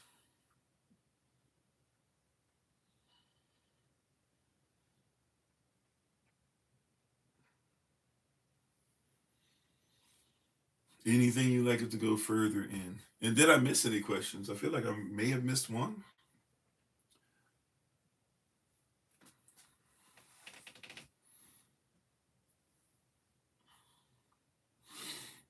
Okay, how you doing, Nicholas? I see Hoosier, and I see Josh. So, why is masonry looked down upon so much? Okay, great question. So, masonry, if we're talking, especially we're talking about specifically. Now, I know this is not, necessarily what masonry is, and not all masonry is created equal, if you will, right? That being said, much masonry is very, very much so secretive. Which, if we be honest, now I'm not saying that there's not a secret place or there's not things that should be just for Yahadashah. The Bible tells us that we should have things like that. That being said, though, keeping secrets, especially as far as how persons can get to other levels, or secret societies that have, if we be honest, have changed, the will of Yah, biblical reference, thought process, the way the word's supposed to be used, if we be honest, etc. Right? Like that is a lot of stuff that has happened in masonry, right? And so we know that originally, who we call the Masons, right? They were initially a group of persons who actually did a lot of work. They actually were Masons. Now that's not what Mason means, but it used to mean somebody, right, that builds things. So builds things with stones, stonemasons, carpenters, persons who put buildings together, bridges together, etc. And then these persons who had money, some might even get into the point where there's probably a little bit where there's smoke, there's fire. Some of the stuff that happened where the king of France was trying to get some money and he needed to go ahead and do certain things. And so now the persons who used to be, the Knights Templar, all of a sudden they go through somebody more than likely, who knows, there's Christians, so there's mixing of iron and clay, but at the same time, they go to a level of really doing a smear campaign more than likely on them. And so now you get to a place where you have all this money that disappears. Supposedly the king tried to use it, but it wasn't even what they thought it would be, the little bit of money they did find. Who knows what happened with the money, because the Knights Templars had it like that. And by the way, for real, it's the same thing. Like, it's the same thought process like when Rome, if we talk about Rome, and persons say, oh yeah, Rome is not the Roman Empire, they don't have the same amount of money, just follow the money. What did Rome become, especially in Western Rome? Western Rome became the Roman Catholic Church, so they have money. Right? Eastern Rome, remember, it's split into two. Eastern Rome, what happened to the money? Did you not have Ottoman Empire, Turkish Empire? Do you still not have huge churches that are separate and talk about how poor they are, but have a bunch of money saved up in different places? Do have some of them not just become big churches? Do you not even see how some of it influenced the Koreans, and the Koreans a lot of the Korean Christians actually believe that Christ has come back as a Korean already and has established his kingdom on earth in Korea. Like there's a lot of this stuff, right? But so the Masons are something that's an interesting follow, because the Masons kind of go all over the place, right? If you talk about Masonic, persons go into Illuminati, and so persons think of Masons from like what's the Tom Hanks movies they did based off of the books? Angels and Demons, but that's not the initial movie. I forget what's the name of the original book that they made into that movie with Tom Hanks eventually. Um, I've seen pieces of it. I've never watched the whole thing. Da Vinci Code. Thank you. I read the book. I'll be honest with you. I don't recall the book like that much. I know what it's about. It wasn't. It didn't slap for me like it wasn't hitting for me like it did for everybody else. So I don't really recall it. I'm being honest. I'm gonna keep it a buck. Right. Okay. I see you, brother Lamont. I'll try to come to you next. But yeah. So the Da Vinci Code or the Da Vinci Code. Yeah, it's supposed to be something to tell you, and really that even goes into a whole thing because out of that series of books, then there's the whole thing introduced of, and obviously it's supposed to be fictional, but supposedly based off of non-fictional blurred lines. So who knows what the guy who created it actually meant by it? I don't know if he's ever come out and said how much he believes or doesn't believe in it. So I'll be fair with this, that say that fairly. That being said, it has done a lot of different things to persons in belief, where even a lot of persons who think they're into Gnosticism and all this stuff don't realize it's actually just coming from a lot of movies in that ilk. Right? There was no such thing as Gnostics back when they keep saying people were Gnostic. They try to say Christ even was a Gnostic. And it's like there was no such thing as Gnosticism. They didn't call themselves that. There is a word for Gnostic, right? But nobody called himself that. Or it's like when people say Marcus Aurelius, he was a Stoic in Stoicism. And they're like, I follow the teachings of Marcus Aurelius. But then hopefully you know about before Marcus Aurelius, because Marcus Aurelius is based off of 500 years before that. And he's still committing genocide. He's still letting his men, force themselves upon women. I'm not saying he didn't step up and have many different great virtues about it, but he's still committing genocide, right? So it's weird that we do this, but it's, we cape up for persons. We don't hold persons accountable, especially completely, right? It was a great book. Yeah, it might have been. I'm just saying for me personally, I don't recall. I mean, I've read a lot of books in my life that I don't recall. I remember I was watching somebody go over The Lord of the Flies last night, and I was like, I remember, I know I read it. I know I had to read it. I think I even read it as an adult, but besides knowing, that they off somebody and knowing that the children ran to the guy or they thought was a monster and stuff, and then they tried to beat up a monster, and then they thought they offed it, but they offed the child, and then they kept on going, and then when they were found by somebody, the guy was horrified that even though it's they're going to war all the time. He, as a soldier or whatever he was horrified to see that the children were acting like adults and acting like him and all the, stuff like that. I mean, I get the best, but if you were to be like, tell me about character names and blah, blah, I just don't. I just don't remember. Right. Right. That means I just don't remember. I'm not trying to say whatever, as much as I force myself to, I really don't like reading. I really don't like. I know I need to, so that's why I do it. I don't like writing. I know I need to, so that's why I do it. I don't, I don't like it though. But I know you need to do it. You need to know stuff for yourself. So I make sure I keep up on it. Anyways, though, back to the initial question. But I'm just saying that's the kind of the vein, right? So a lot of persons look at Masons like that. For me, right now, for me, going into the Masonic stuff, right? As far as, and not even for me, I don't like to opine. So I'm trying to actually tell you, like, as far as things that I have discovered, research, and looking at even from the mouth of Masons, right? A lot of persons don't know. We've had Masons who have wanted to come in, who have taught, or not taught, but have learned from the teachings that we give, have invited us to go on their platforms and speak, right? And because of certain things I know, I've called it out. We've had conversation. I think I did one virtually. I've been somebody who's played, music and funerals and some certain things, and I saw certain things and learned later on that some of the things that we think of as being kind of made up are probably not so made up, right? So when I look at different Masons and the fact that also too, there's a lot of hidden Masons in churches.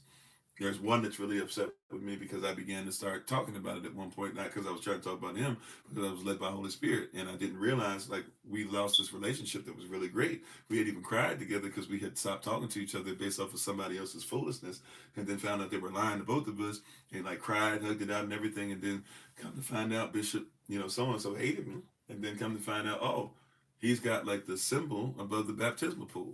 He wears the bishop ring, and he, instead of his wedding ring, yada yada yada, right? And I was like, oh, I'm calling him out without knowing I'm calling him out. There are certain things that we should be aware of and be leery of, right? Sometimes we act like that we're just taking stuff too far. There are certain things that we might be taking out of context, And there are certain things that, by the way, I've never been at the ceremony, so I'm not going to pretend to tell you, with the Eastern Stars or whomever, right? Right.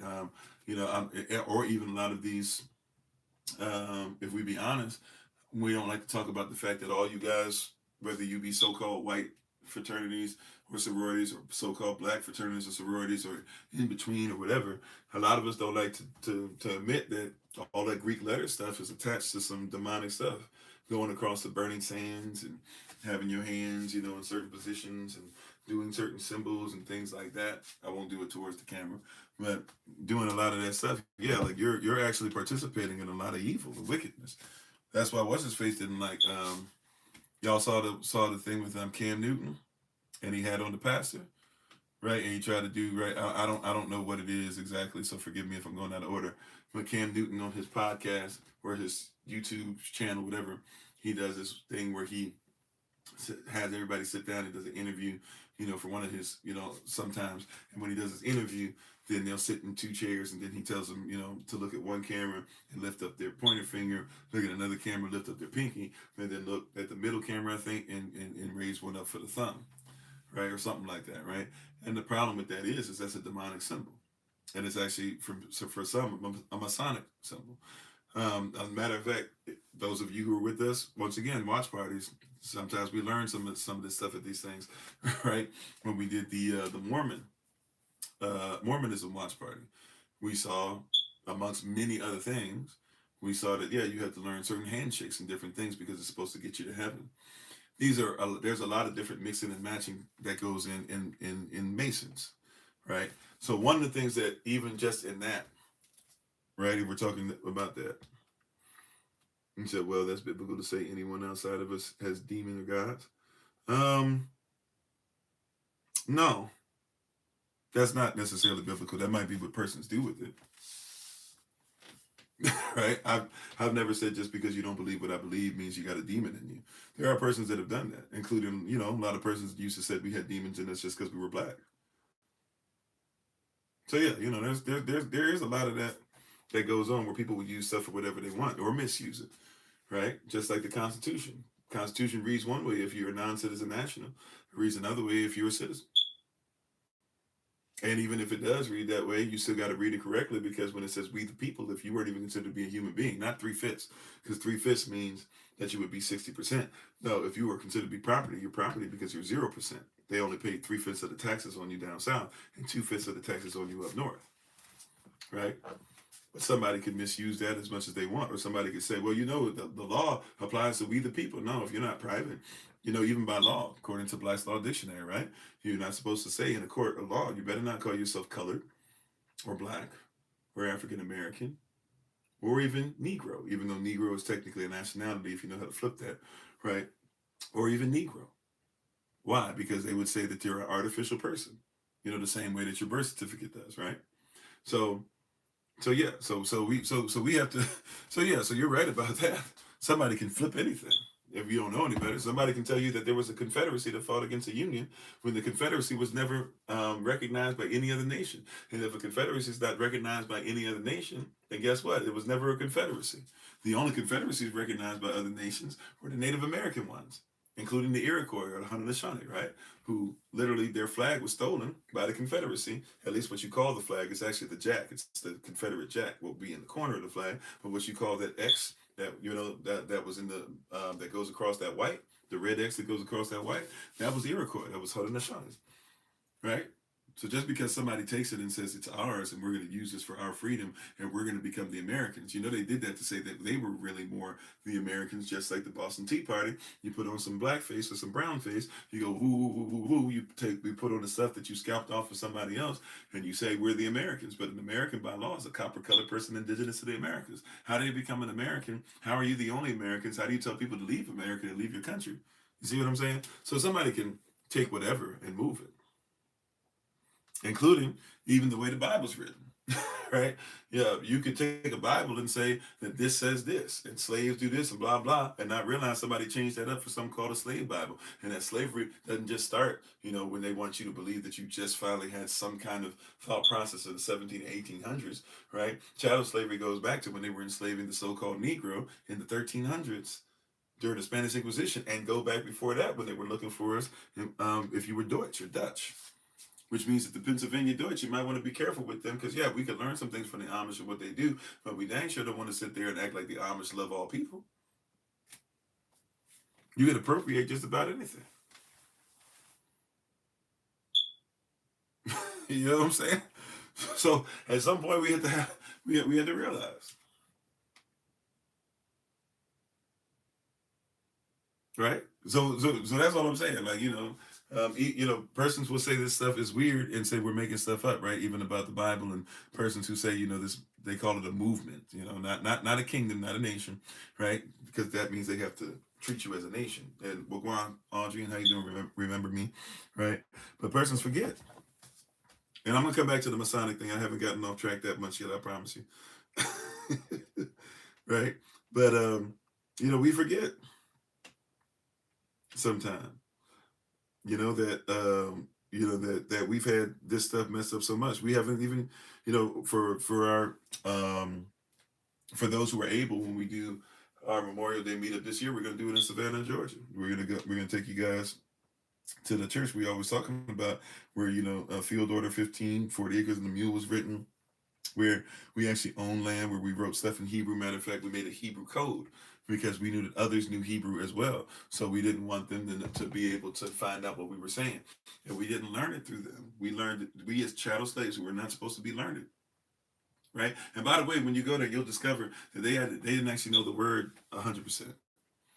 Right? They really didn't know the word that well. So this is something that they had. Even though they were forgetting about who Yah was, they still knew Hebrew. They still wrote it. They carved it into their pews. When you go with us, if all obviously continues to be well, when you sit in the pews, you'll be sitting in some of the pews. When we go to the upstairs, right? You'll sit on some of the pews that are the original pews that still have the Hebrew writing and have messages, right?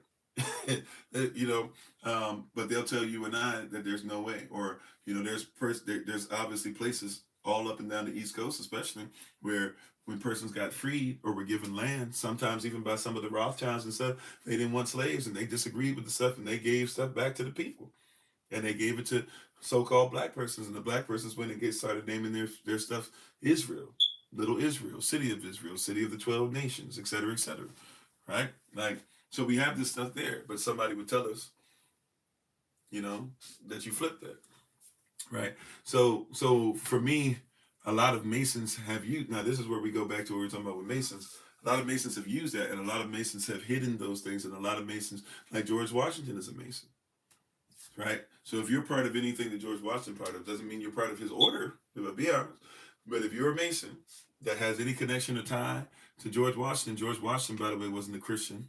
He believed that he was going to obtain godhood, so-called godhood, right? And so that's why he has an obelisk to this day. You got to go back to Osiris to see what he's doing with that, right? If you don't know that he died of syphilis and that his seed is the ground and that the obelisk sticks straight up.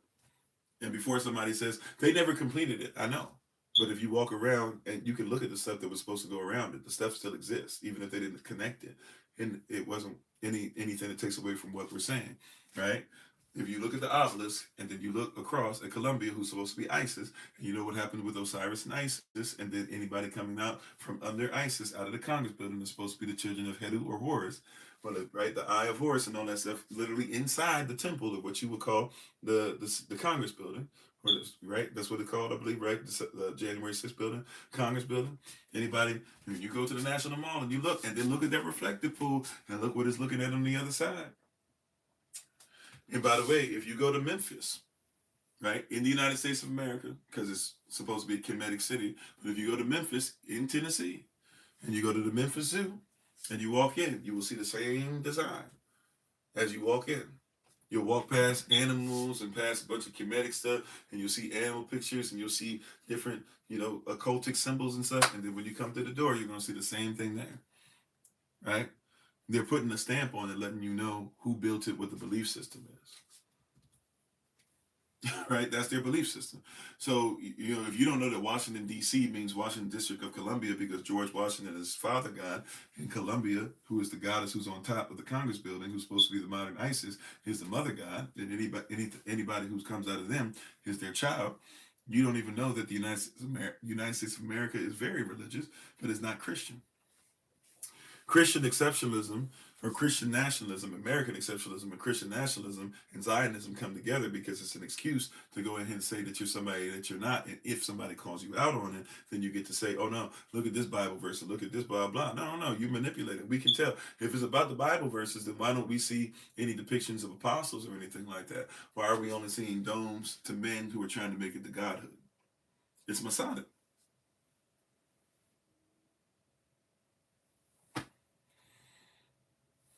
Right? It's Masonic. Those are Masonics. Yeah. And they go through rituals after their death, before their death, if they can. Right? Matter of fact, when do some, you guys probably know, I'm not trying to say you don't know this, I'm just saying in general, please do study. Don't believe it just because I'm saying it. Do some research on two swear-ins. When the president of the United States Corporation, because remember 28 USC 3002 15 subsection A tells you United States, by United States Code, United States law, the United States is not a country, it's a corporation. That being said, though, for those who used to look at it as a country, whatever you want to look at it as, when the president is sworn in, he does a public swearing, and then he gets sworn in, usually in some place in the White House, and usually with some kind of occultic symbol or some kind of other president picture in the background to make sure that it's done. He has to do it twice. Why does he have to do it twice? Why do you only think of him as doing it once, by the way? If he has to do two, why are you only told? Why are you only privy usually to one? Why is every president sworn in twice? Why are they sworn in front of you? Why are they sworn in behind your back?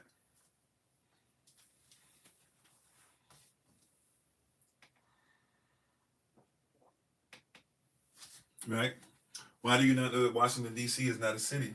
It's a territory, which means that it's Washington D.C. technically outside of the fact that Congress has no power outside of it, and it has no power outside of Congress. Right? So it has to continue to exist, or else Congress will go away. Right? And the presidency, to a certain degree, will go away too. Right? And Supreme Court, to a certain degree, will go away as well. Right? But Washington D.C. has no more power than Puerto Rico. Washington D.C.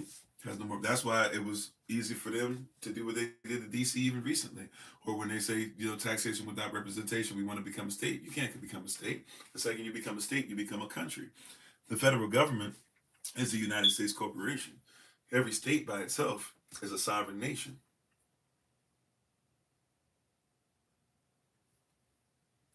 Right?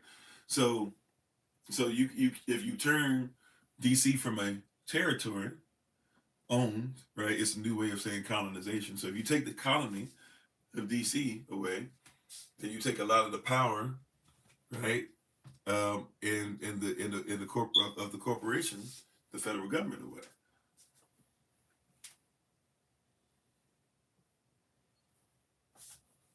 Right? But this is all Masonic.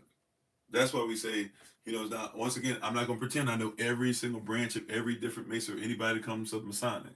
I'm not saying there are no Masons that have ever gone out to community to help. But can I say this too? When we do that as well, be careful with that part. Holy Spirit, I felt that in my spirit that somebody probably like, well, Kofi, there have been a lot of Masons that have done a lot of great stuff. I've been part of the Masons, and we've gone out to this place and that place, and we feed everybody. We go out on Thanksgiving and Christmas and Easter and all that. And I'm not even speaking negative or ill of that, by the way. Like, great. Thank you for helping persons, especially those of you who are genuinely sincere, right? But I need you to know, that some of the worst some of the worst men and women of all time have done the same thing. Right? If we keep it a buck, if we keep it a thou wow, right? There's been a lot of terrible persons. Teddy Roosevelt has made sure that persons of ate while making sure that he was off of Native Americans. Everybody on Mount Rushmore, if you go to Native Americans, especially Native Americans in certain places, especially like the Sioux and Haudenosaunee, people like that, the Dakota and Lakota, you go to persons and talk to them, they're all considered every president. They don't call them presidents, they call them town destroyers. So just because somebody give you Thanksgiving dinner doesn't mean that they don't want to do what they actually did to you on Thanksgiving. If you get my reference, right? So there's a lot of persons who will be like, oh, well, so and so, blah blah. You know, Ronald Reagan, when he would do his fireside chats, he always made sure you could see a Bible. They say he walked around and carried a Bible in his hand, but as we showed you the other day, Ronald Reagan is recorded talking about, you know, Africans and how they're basically not human. And we know that Ronald Reagan got really, really popular and made his presidency based upon the offering of the Black Panther Party. Like literally taking their lives is what got him to the next level.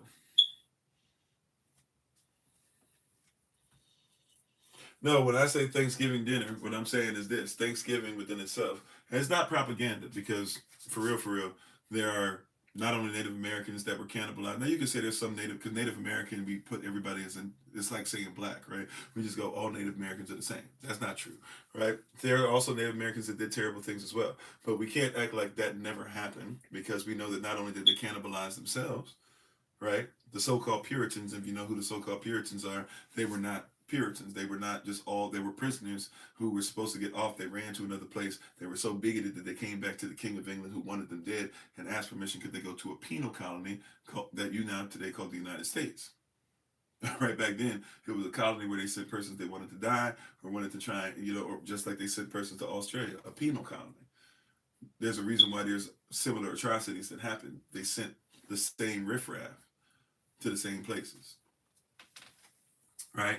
But that being said, Thanksgiving, right? You know, Thanksgiving wasn't even a real thing. It didn't become a so-called holy day or holiday until Lincoln, right? The same Lincoln that was sending soldiers all the way to the West Coast, which probably which not probably took away from his ability to win the war, so to speak.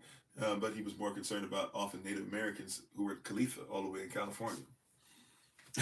Right, like it's the same Lincoln. So you know, when we had these conversations, you know, it was always interesting, and Lincoln is very interesting even in that, because Lincoln is Melungeon, so he's so-called white, so-called black Native American, and so-called black African.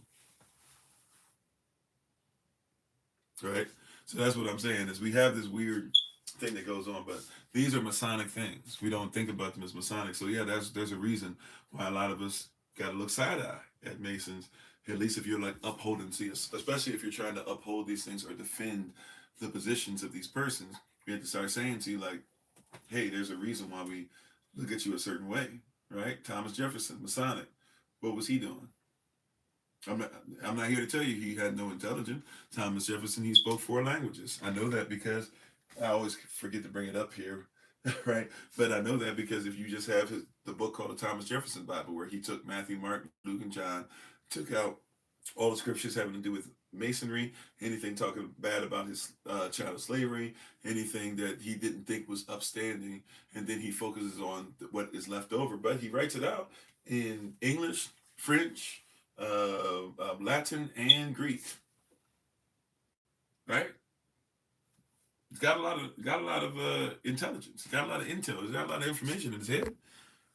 If you go to his house, if you ever get a chance to go to Monticello, you'll see that he made a clock. It's very interesting. It's kind of crazy looking, but he made a clock that basically like went around and even told you the days and all that stuff. And it goes down through several floors, even, you know, to where the slaves worked and lived.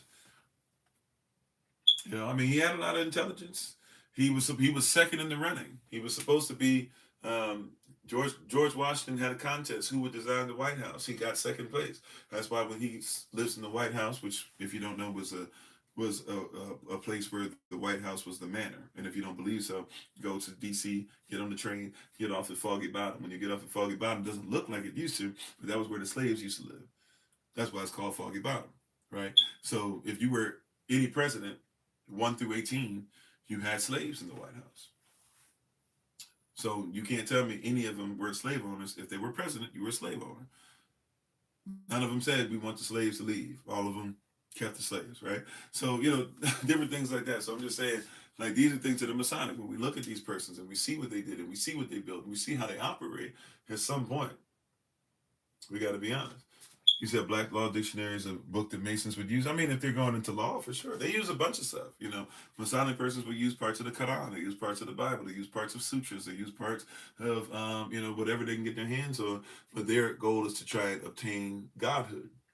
Ultimately, if you're a Mason, I know you don't want to hear this, but if you're a Mason, your ultimate goal is to obtain godhood, right? And that's why I say be careful about these fraternities and sororities. Your ultimate goal is to obtain godhood. If you believe that Elohim is the only true and wise Elohim, right? That's why when we talked about, once again, the stuff with Mormonism, their ultimate goal was to obtain godhood. If you know about Jehovah's Witnesses, born and raised one, by the way. So if I'm talking about anybody, talking about myself, right? Their ultimate goal is to obtain godhood. Their Bible doesn't say in the beginning was the Word and the Word was with God and the Word was God. Their Bible says in the beginning was the Word and the Word was with God and the Word was like God. Or it will say in the beginning was the Word and the Word was with God and the Word was a God. Right? Reads different than what you believe. Just because somebody says God or Yahweh, Elohim, right, etc., doesn't mean they believe what you believe. Right? Some of these persons believe that they're trying to achieve godhood so they can go to a planet next to the star Zora, so that they can be given a planet to have spirit babies with and a bunch of women to have eternal sex with and have billions and billions of spirit babies that they might be able to put, make another planet for themselves. Right? How you doing, Sarah Fox? You said don't think. Oh, okay, no problem. welcome on. Right?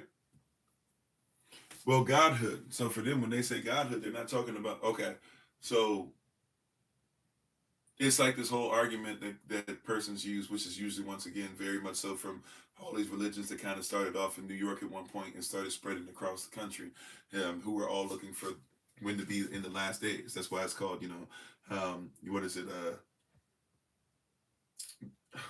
The Church of Jesus Christ, or the Latter-day Saints. Right, Latter-day Saints, because these are, right, just like Russellites, who now as Jehovah's Witnesses, other persons there were a bunch of persons that came out of like country places in New York that kept having these big things and then started spreading to different places and stuff like that, right? So all these different places, whatever. But in the last days, they think that they're going to achieve godhood, like the 144,000 for Jehovah's Witnesses or similar religions to that. They believe the 144,000 will be gods, and if you know what was actually going on at the time, it was white gods to be over lesser whites and to be over so-called, black persons, etc. How you doing, Sister Marquita? So, and all these different things. You said there's only 3 degrees of masonry. Third degree is Master Mason, where you have obtained. Well, I mean, there's 33 degrees in many of them, right? The third degree, when you get 3 degrees, that's when you're finally allowed to have some of the stuff taken away from you, but you still got 30 more degrees to go, right? But the first degree, second degree, third degree, you still got that rope tied around your toe, right?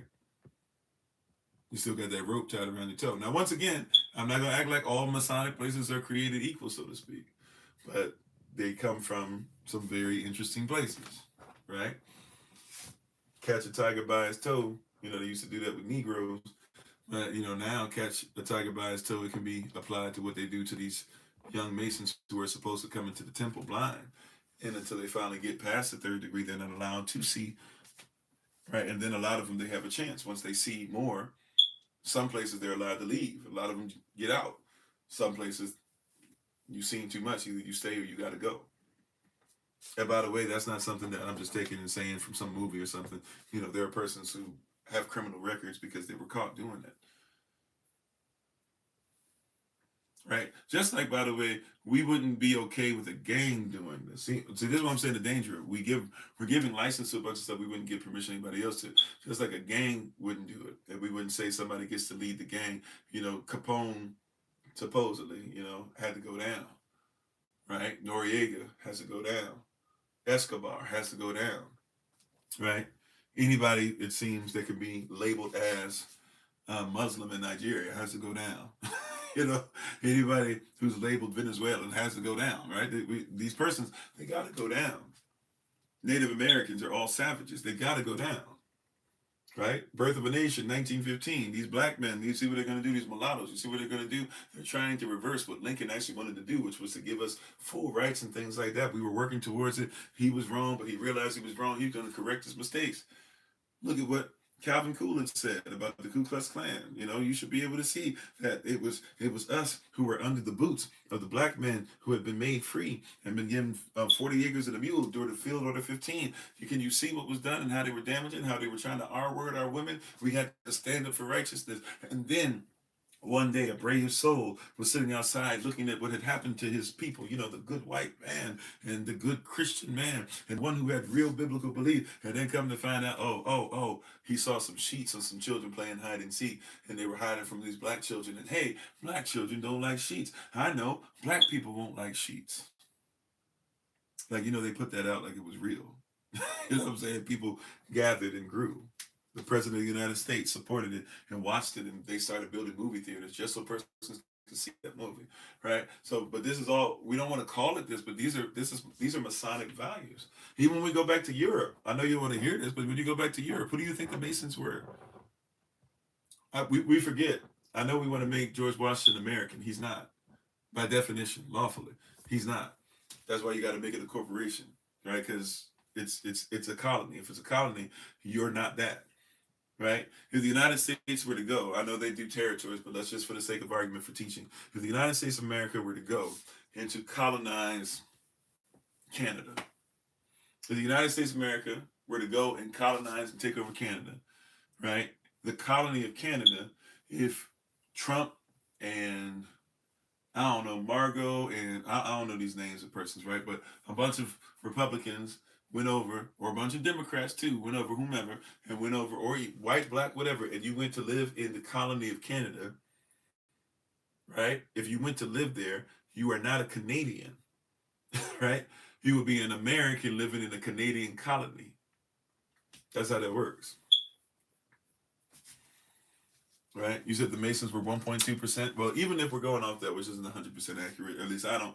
Let's just say, for the sake of argument, what you're saying is 100% accurate. It's the same argument that, you know, well, real plantation owners are 1% of the 1% of the 1% of the 1%. Okay, but does everybody do business through the 1% of the 1% of the 1% of the 1%? So we still have to know what we're dealing with, right? It's like somebody now, you know, well, 20% of the population owns like 80 to 90% of the wealth. Okay. Really, it's the 1% of 1% of the 1% of the 1% have most of this money and make the decision. But okay, even if that's the case, all right. So when you go to the store, are you affected by that? It's like the same argument that somebody made. I forget where they made this now, but when somebody was talking, and a guy named Amazing Lucas, I believe is his name on YouTube, he made a valid point. He went to talk to the Hodge twins, you know, extremely high in the level of in their buffoonery levels, and he went to them and he asked a question. He said, "Hey, when it comes to getting on a plane, do you have to go through TSA?" They were like, "Yeah." So he said, "Okay. So are you affected by TSA? Does that affect you?" The response by one of them was, "No, because I still get to go on the plane." Yeah, you get to go on the plane, right? But you still got to go through TSA. Even if unless you're somebody who obviously is way, way up there, unless you basically, or the military or something like that, or the government's letting you do something. But unless you pay it, and even if you're paying to go through faster, you still got to go through TSA. You're still affected. Because if you have to pay money to be able to go through, then you're still affected by the same system. And when you get off the plane, you're still affected by TSA, right? You know, right? So much so that even when they shut down everything, you can't get on the plane unless you still go through TSA. So even when they're not getting paid and even when they're not doing their job correctly, that still affects you. Just like when persons in power and persons who are running and police officers and stuff like that are put in power and they're not given proper, education on how certain things are, or they're being mistreated as well, but thinking they're better than you because they wear a badge, just like slave patrolmen did, or just like overseers did. You know, the same overseers that you don't realize were in the churches and used the slave Bibles, right? And then one time Nat Turner actually found out there was more to what the overseers were allowing them to know, because the slave master couldn't keep it away from them anymore, and so then therefore they went out and they started rebelling, right? Because to learn the truth causes you to revolt. Even if we don't want to, I'm not saying pick up your knives, your pitchforks, your this, your that, or whatever. So in all the stuff I'm saying, like, so the person who actually initially asked the question, because that's what I want to focus on, and no offense, you know, welcome on, but there's other questions and other comments and stuff like that besides one person. So thank you for being on. But, you know, when we look at this stuff, right, this is something that affects things. And if you say, George Washington, who many of you still believe is the first president of the United States Corporation or the United States of America, if you say that George Washington is your first president and he's a Mason, and all these other presidents are trying to do something to live up to a false image of him, you know, the same person who was so pious and never told a lie but was ripping the teeth out of his slaves' mouths, dies of syphilis because he's cheating on his wife with slaves and other women because he was a commander in chief. A lot of you don't know he got that title from England. Remember, he's English. He's not American. He's English. And as an Englishman, commander in chiefs, they had other officers under them, and if those officers wanted certain positions and things, they would let. It was kind of known the commander in chief might do something with your wife. It was just kind of known, right? Like, so, just be ready for that. That was probably going to happen, right? Like, he dies of syphilis. He makes an obelisk. Obelisk represented his phallus that's missing, just like Osiris had a phallus that was missing when Isis tried to put her husband back together again. Just like Columbia is there to ride or be over him and to be able to look over, and nothing can be built higher than her in D.C.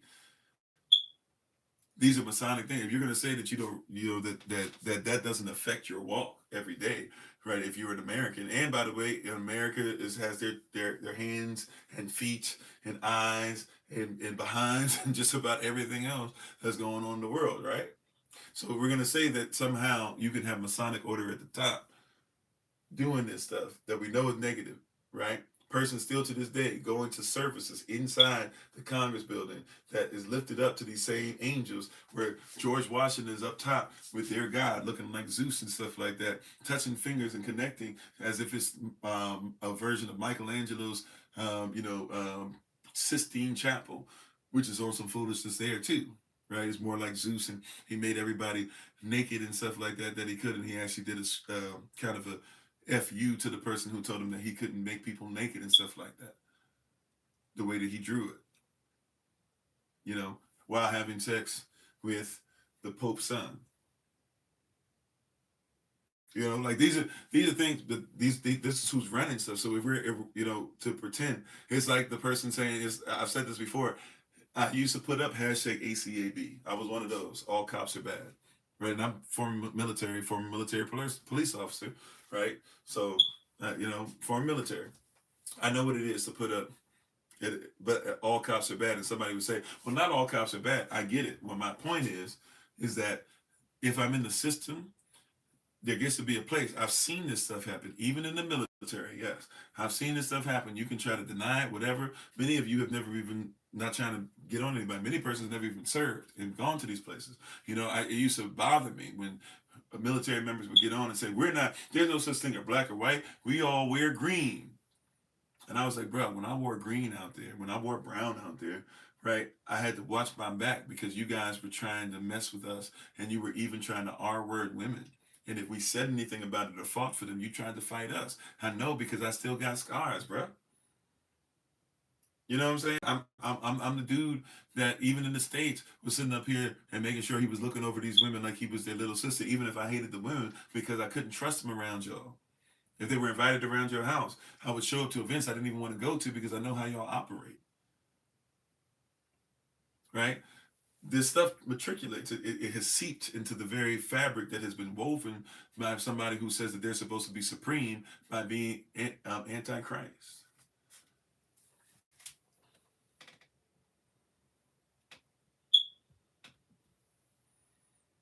If using AI to study the Bible is a sin, I wouldn't say it's a sin per se. I would say you still need to know knowledge.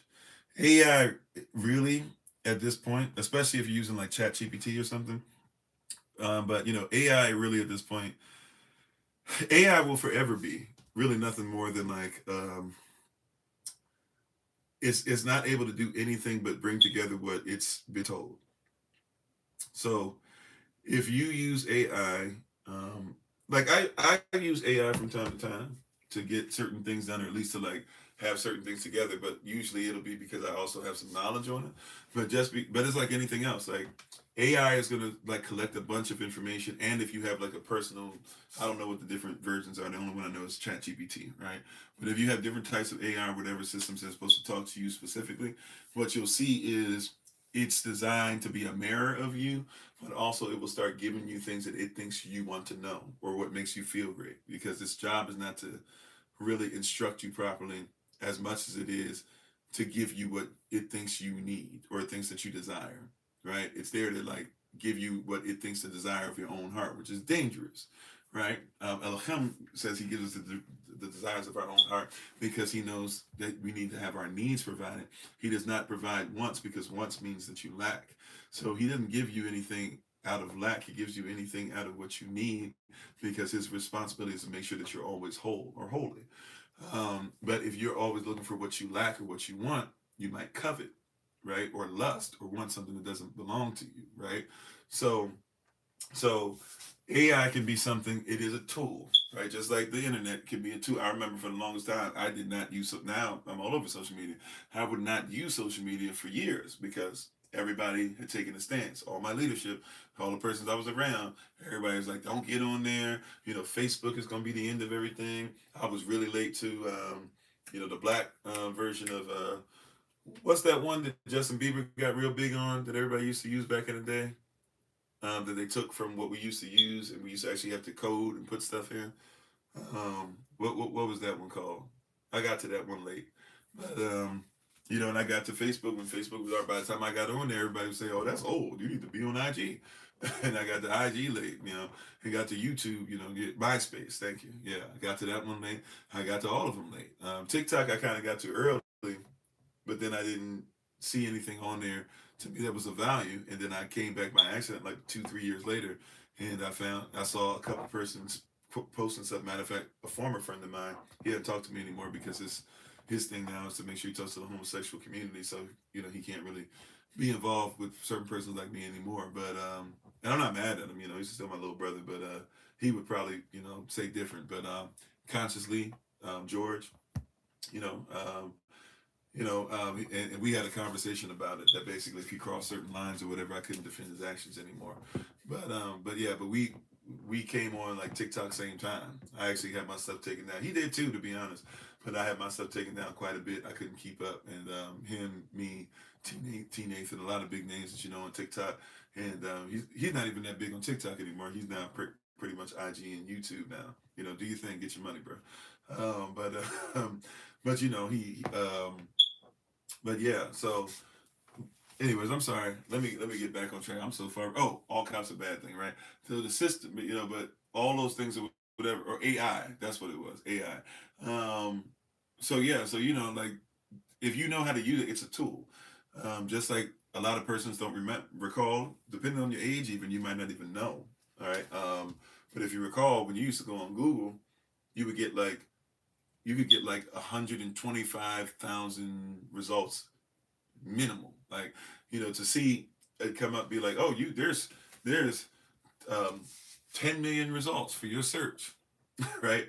And you would have to like painstakingly go through, or maybe even skip and be like, okay, let me start at 500,000 to see if I can find something. You can comb through. It was information. It was like a library come to life. That's what the original was.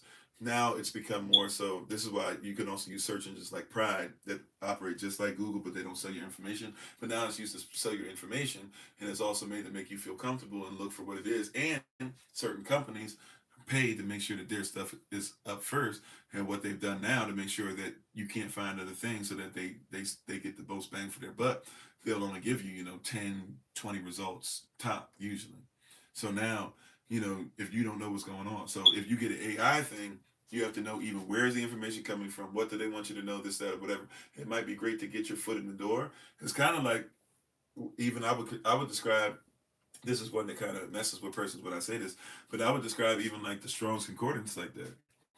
And a lot of persons go, not the Strong's Concordance. I went to school, or they that's all we used, or they told us that when we use the Strong's Concordance, we need to make sure that we're aware of this and that or whatever. The Strong's Concordance is where it's at, and it's like the Strong's Concordance is not what you think it is. The Strong's Concordance is not, the Strong's Concordance was quote written unquote by a real true professor, right? By the name of Strong's, last name Strong's or Strong, but what actually happened with him is he used to hire, or not hire, excuse me. He taught and would give lectures and everything, but he also would give instructions to his students. And I had to do something very similar, right?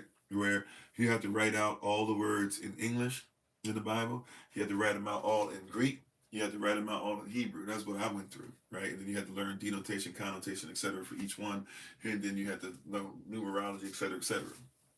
Um, for them, what he would do is he would have them write half the Bible in Hebrew and half the Bible in Greek, right? Old Testament Hebrew, New Testament Greek. Now, it wasn't original Hebrew; it was modern Hebrew, which means you're already changing the word. And he would grade it. He would look up stuff to see certain things or whatever, and he used a lot of the things that he thought were the best and puts together this whole thing based off of what his students did for him.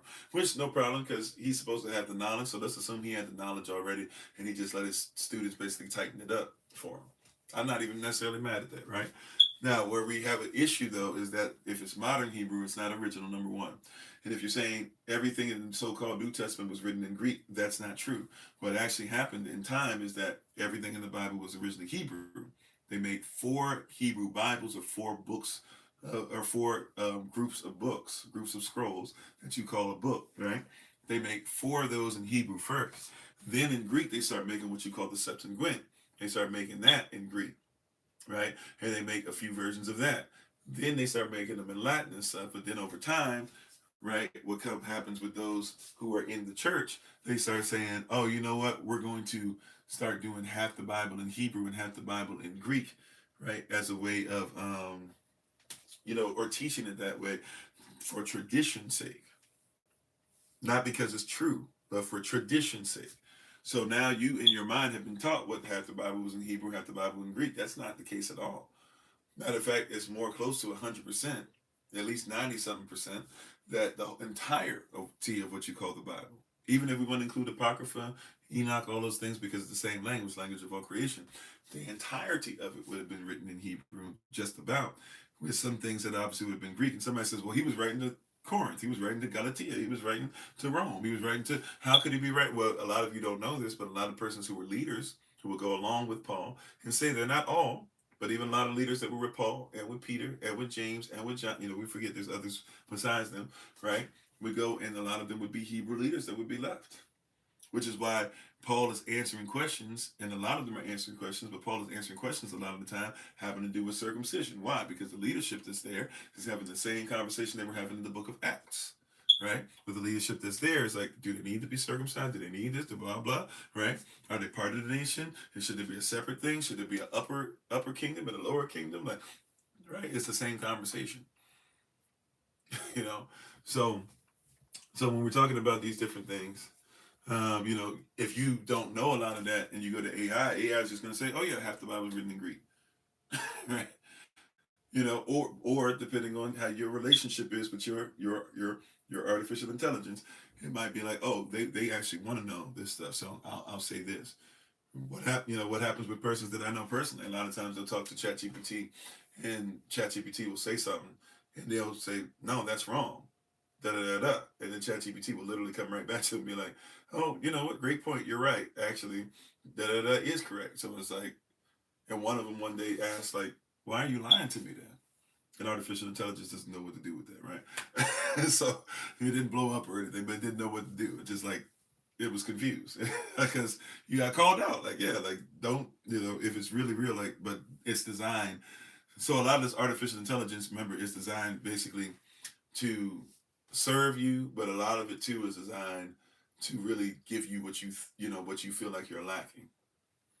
I still want to see that movie. I've been telling my wife and telling y'all this too, for real, for real. Whatever that movie is with I always forget his name. The guy who played Joker, the guy who played the guy who played in opposite of Mel Gibson back in the day in that movie Signs. The guy who played the Emperor in the evil Emperor in Gladiator. That guy. No, not Jack Nicholson. He played Joker too. Talking about the Joker that had that did the second movie, the second Joker movie with what's her face and didn't go that well. What's it? The Lady Gaga, Joaquin Phoenix. Yeah, I want to see I actually want to see his version of Napoleon because even though I think he crazy in real life, but he actually can act. Like if you want to lose yourself and suspend disbelief, but I want to see his depiction of Napoleon, and I also want to see him and be careful with the suspicion of disbelief. By the way, I also want to see him in another movie he did where he falls in love with artificial intelligence on his phone, right? Because the more stuff I see, even for real, like brothers, be careful out here. And by the way, can I just throw this out here real quick? Well, let me give a little. First of all, brothers, be careful out here. You know, some of y'all are out here on these things. I'm not calling you out. I'm not even. Some of you I haven't even. Some of you I have. Some of you I haven't talked to personally about this, but y'all know I've spoken about it. I've had a porn addiction in my past, right? And so, brothers, I just want y'all know they on Facebook. They be putting these things out over and over again, trying to get you to click on them, and it's crazy. It's crazy, right? It's crazy, like all the different stuff that they be putting out here and stuff, and the levels of whatever that they making you, and some woman that looks realistic enough, if not straight up real, on some of these programs, and you wasting money or about to start wasting money or whatever. Stay in prayer, stay connected with each other. If you need to talk to somebody about it, let somebody know in the community, or if you don't trust us, talk to somebody, right? Pray about it. Have something else that's there. But also too, besides that, some of y'all, this is a warning. I usually don't do this type of thing here, but I'm led at this moment in time. Some of y'all, it's very apparent that you guys are cheating in your hearts and in your mind, or if you're single, so-called single, you're doing certain things in your heart and in your mind you shouldn't do when it comes to lust, right? When we be friends, you know that the stuff that pops up on your stuff, it tells on you, right? Some of y'all gonna stop being my friend now. But if we social media friends, certain platforms, it's not that hard to tell what you're doing, right? For example, if you're on Facebook, my brother, I'm just telling you, it's telling. See, I told you, right? That I told you, don't worry, I'm not outing any name. I'm not saying by name, but I'm gonna try to help you out. But I told you, if I don't be the one to think that I'm gonna help you with cheating. I don't operate like that, right? So we true friends, right? And I've already been giving you warnings, right? Now let this be a warning before it come to find out that hey, somebody gonna come to me, Pastor Kofi, did you know? And I'll be like, well, I might not have known, but I'm gonna tell them the truth. I did see this and that, or whatever, right? And on Facebook, it be telling on you because you know what, brother? I'll be seeing that you got all these friends, and I'm not even looking through your friends. I just be going through, and it'll come up every once in a while, say people you may know, and it'll keep telling me, it'll keep showing me all these girls in bathing suits and this and that or whatever. And then it'll say mutual friend, and your name is there. And some of y'all to be the same dude over and over and over again. Some of y'all be different. So I'm just giving you a warning. Because if I see it, I promise you I'm not the only one that sees it. Hint, hint. I'm not just talking about your wife either. Or your children, possibly. But even other members of SOC or members of whatever you do. So regardless of what your title, position is, whatever, if you think you're positionless or titleless, just be careful. You putting yourself out there. Right? Some persons don't have to go through your browser history to be able to know that you up to something, that you want something. Okay, I'm done. I love you enough to tell you the truth. Yeah. I wish somebody gotten on me about that. I never got caught up publicly per se, and I never cheated physically per se, but it's still cheap. Right? It's influential. Same way we were talking about with the Masons. Right? Just because it ain't materialized into the thing where it's got you, Doesn't mean that it's not real, and doesn't mean that it's not matriculating down. Right. So just be careful, brothers. I'm gonna leave it there. I'm gonna just leave it there. All right. He said, as we understand, Yah name is not God. Why is it the Most High is referred to God still by Hebrew? It's kind of a it's kind of like placating. It's not correct. You're absolutely right. And by the way, thank you. I believe new Patreon member, right? I'm gonna try to be better about that. By the way, those of you who've been on Patreon for a while and support us, I promise you, I'm gonna start saying stuff about you and saying thank you to you guys. Maybe even doing some videos specifically just to say like thank you so much. I know you don't do it for that, so a lot of places will say that. Some of you feel weird about that. So those of you who I kind of got a pulse on, or just even I might say thank you once or twice or something. But thank you for being a part of it. Many of you are on Patreon with us. Obviously, Minister Keita, Sister Mignon, Elder Tamara. The list goes on and on. SOC University's even different place. But anyways, thank you everybody for that. Right. That being said, Sister Lawana, and if I miss anybody, seriously, I know Big Brother Thomas, even persons who have long gone, Sister LaCrystal, other persons who were very faithful on there, appreciate y'all. All right. So, anyways, and Minister Stephen, list goes on and on and on, Elder Anais, etc. So, anyways, the why people say the Most High when they see God. First of all, and you're probably aware of all this, but just let me run through it. You know how my brain works. The Most High, right, is a way. Now there is a verse. There is, like, if you see the word Alian, or some people say Elion, but Alian actually means higher than. So if somebody says Alian Elachem or Elian Elohim, you could take it as the Most High God, that even though God is not, in our language, God means truth, and God is one of the children of Israel, right? But that's what you could say Alian or Alian Al, or even Al Elachem or Alian Elachem. If you want to really really super up there, you could say Al Alian Elachem, right? The highest of high, even if you will, right? But yeah, they say the Most High because they just don't want to say God. So they say that God is a Germanic way of saying that you can worship whatever you want. God and good are the same way. That's why literally churches say God is good all the time, and all the time God is good. God and good are the same word. So Godspeed is good speed, right? Goodbye is God be with you. Guten Tag, or good day, is God's day. You have to figure out which one they're talking about, right? So as far as etymology, Gallic and Germanic language, right? That's something that's off to the side, anyways. We learned that because we speak Germanic. Well, you speak Anglo-ish or English, which is a mix and match of many different languages, mostly Germanic languages, because even Franc or French, which is 40% of the English language, even French is Germanic. A lot of persons don't know that the Franks were Gauls, or Germanic persons who decided um, to be a puppet state of Rome. So they have a lot of Italian sounds, right? So they sound different than the others, right? And even the Spanish usually were under after in between the Moors, back and forth between the Moors and Spain. Even I'm sorry, the Moors and in Rome.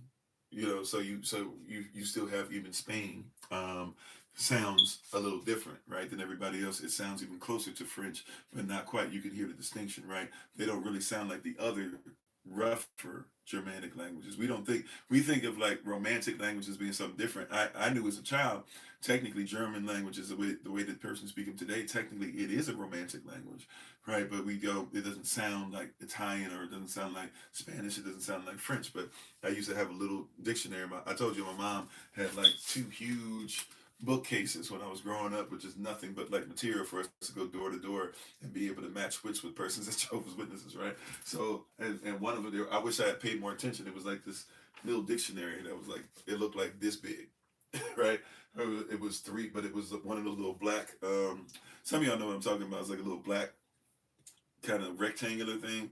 It was only like about this big, but it had like three books in it. that you could pull out, and one was Italian, or four. One was Italian, one was Spanish, one was French, and then one was German. And so I already thought of those as being together, right? But a lot of persons, when you started taking language in high school and stuff, they started trying to beat that out of you. But the truth of the matter is, the Spanish, or who we know today as Spanish, even if we be honest, let's keep it about follow the royalty for this, right? Russians, English, Spanish, French, Portuguese, Ukrainian, et cetera, right? Sicilian, Crete, all these different kingdoms and everything, they're ran by this, they're the same family, right? They marry into each other. Brothers and sisters sometimes, cousins, etc. Right? What is it? The Hap something? We talked about them not recently. The Habsburg or Haps whatever family in Spain that died off, and the last one of them, how out there he was in his appearance and his lack of speech and how huge his tongue was and his protruding chin and he couldn't close his mouth and all that stuff. He died, and when they did, as soon as he died, they tried to do an autopsy and they tried to look at his brain, and he had like literally like a brain probably smaller than the size of a peanut. Everything that should have been brain was water, was liquid, right? Like he was living somehow off of that. Nobody can even tell you how, like they were so inbred, right? So when you talk about Catherine the Great is related to Peter the Great, even though they're married, even though they didn't have children supposedly. But Catherine the Great is married, is cousins, is related heavily, right? Queen Elizabeth at the time, right? When you're dealing with the last royalty and that had Rasputin with them in Russia, their the son, her son or grandson is the one that married, or whoever the queen was at the time. Her grandson is the one that marries the girl in Russia. The last czar of Russia, you know, was the grandson, but also that was like her cousin, whatever removed as well. That's how she knew information about it, right? All these persons are related, right? So Normandy, the Normans are the French nobility. Normans are French. Norman's the French word. Normandy wouldn't accept him because his father got remarried, so he was therefore William the Bastard. He goes into Europe on some weird, funky type of fake tied to the throne and takes over. So when you have persons of Normandy then marrying persons of the Normans who were in England, and then later the Plantagenets, and then later the Tudors, they're the same families. Right? It's not, we don't recognize that, right? So these persons are highly, extremely inbred, right? There's a lot of that going on, right? A lot of that going on. Anyways, though, this word God or stuff is coming from a Germanic language. All these languages are basically Germanic, anyways, but we think of some being more romanticized. Even Charlemagne is somebody who says he starts speaking certain Roman words and starts trying to change up stuff at least a fourth grade level because he wants to be seen as somebody who's on the throne. Anybody who is a king or a queen to this day tries to go back to Rome in some way, shape, or form because they're trying to say that they have the same power as the emperor, right? That's what they're chasing after, trying to become a god, because the emperor was not only a god king, if you will, but the emperor himself, imperare, he's a slave owner. That's what emperor actually means. He's the head slave owner. So the languages are going to be the same, right? Ultimately, if you really start diving deep into them, doing some etymology, you'll discover that these are pretty much very closely related. And I'm sorry, Blue Shish, how you doing? And I feel like long time no talk to. And how you doing, tough man? Thanks for being on. And I'm not ignoring you anymore. Just you're giving me a lot, Mystic Light, so I can't keep up with everything. That being said, back to the question. So why do they say Most High instead of God? First of all, God, whenever you see it, should be Elohim, or what you call Elohim. Elohim, right? That's the title. That's the title, right? It's Elohim.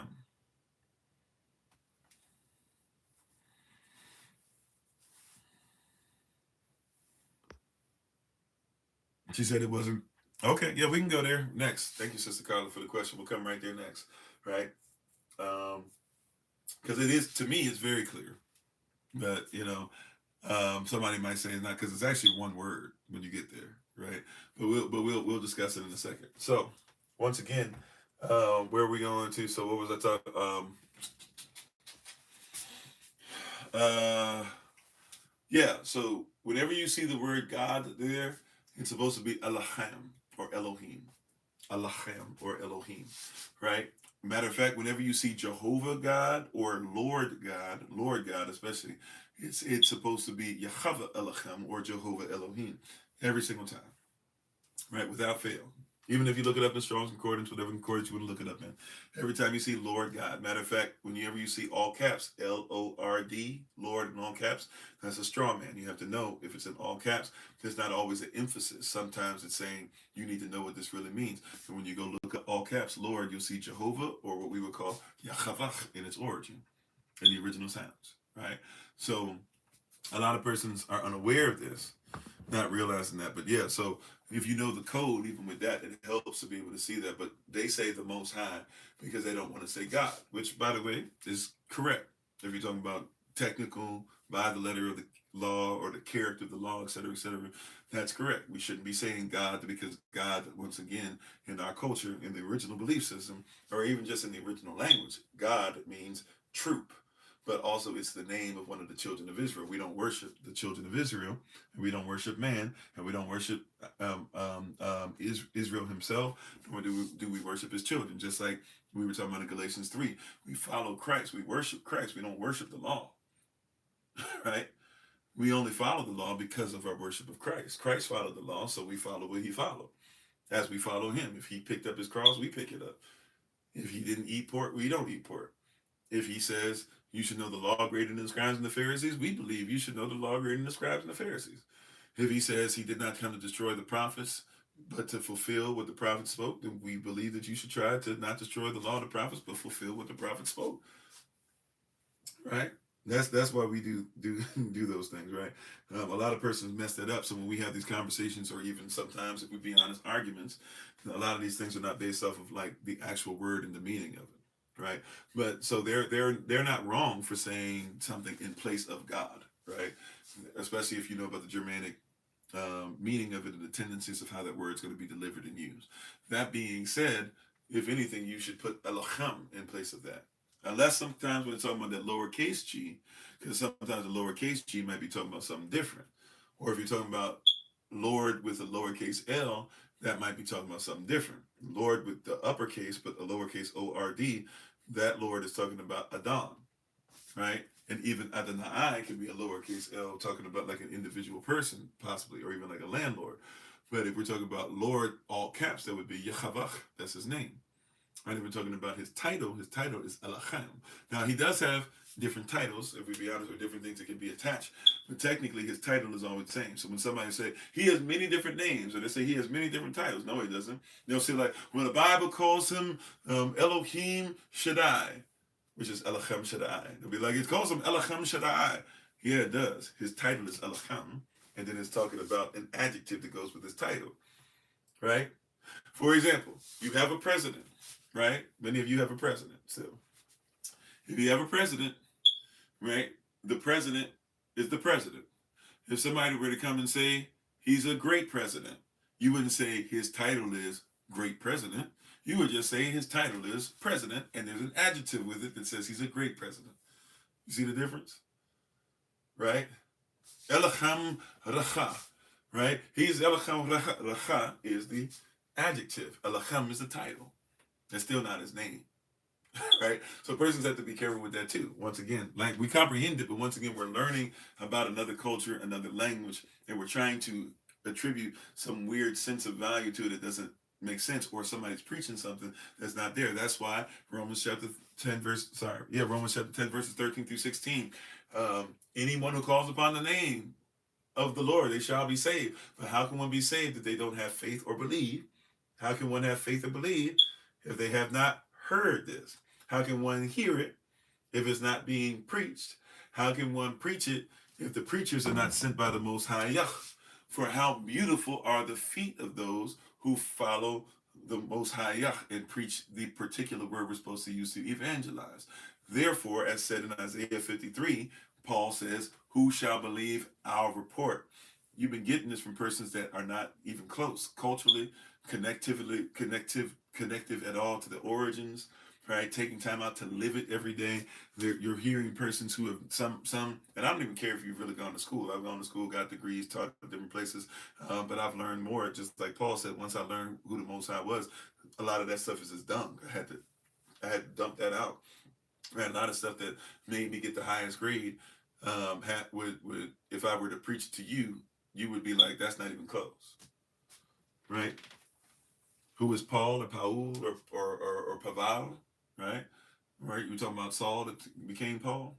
Are we talking about the question of him? And even though persons like don't actually read what he said, where he doesn't ever say that the law is not important, he says that you shouldn't worship the law. It talks about two laws. You even have to know the context, that you can look at the same way you can look at the Constitution and say that there's a Constitution for the non-citizen national and a Constitution for the for the citizen. And he says that there's the law of the spirit and the law of sin, which is you putting your flesh in the law. That Paul, that persons will try to use, depending on how they want to go ahead and use Paul to make their point, rather than actually take him at his word, which really should be the word of Yah. The same Paul in Galatians chapter 2 that he said that he went to Peter, James, and John and had a conversation with them, and they talked through the word, and they matched the word to make sure what was being preached to the Hebrews was the same as what was being preached to the Gentiles, those who would be grafted in, who can't remain Gentiles. If they're grafted in, they got to become Israel, and they got to follow the way.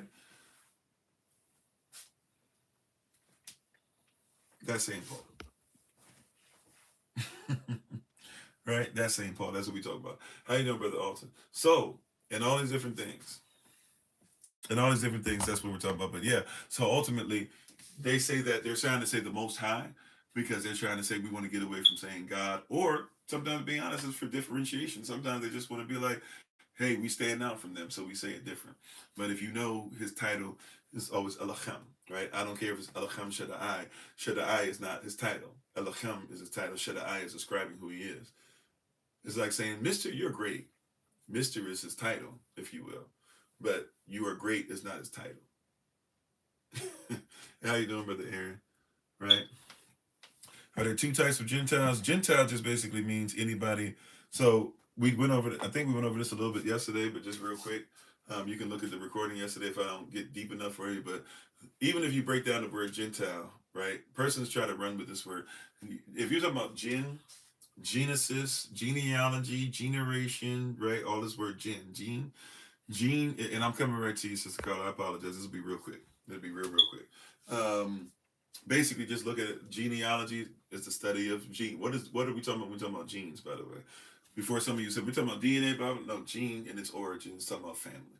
So if we're talking about DNA, we're trying to figure out your familial ties or your familial bonds, right? That's basically what we're doing, right? We kind of overdo it sometimes. Sometimes we can be so sometimes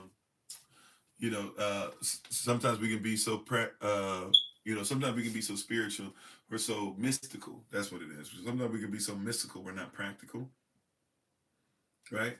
So we have to be careful with that. Sometimes we're so mystical that we're not practical with the word.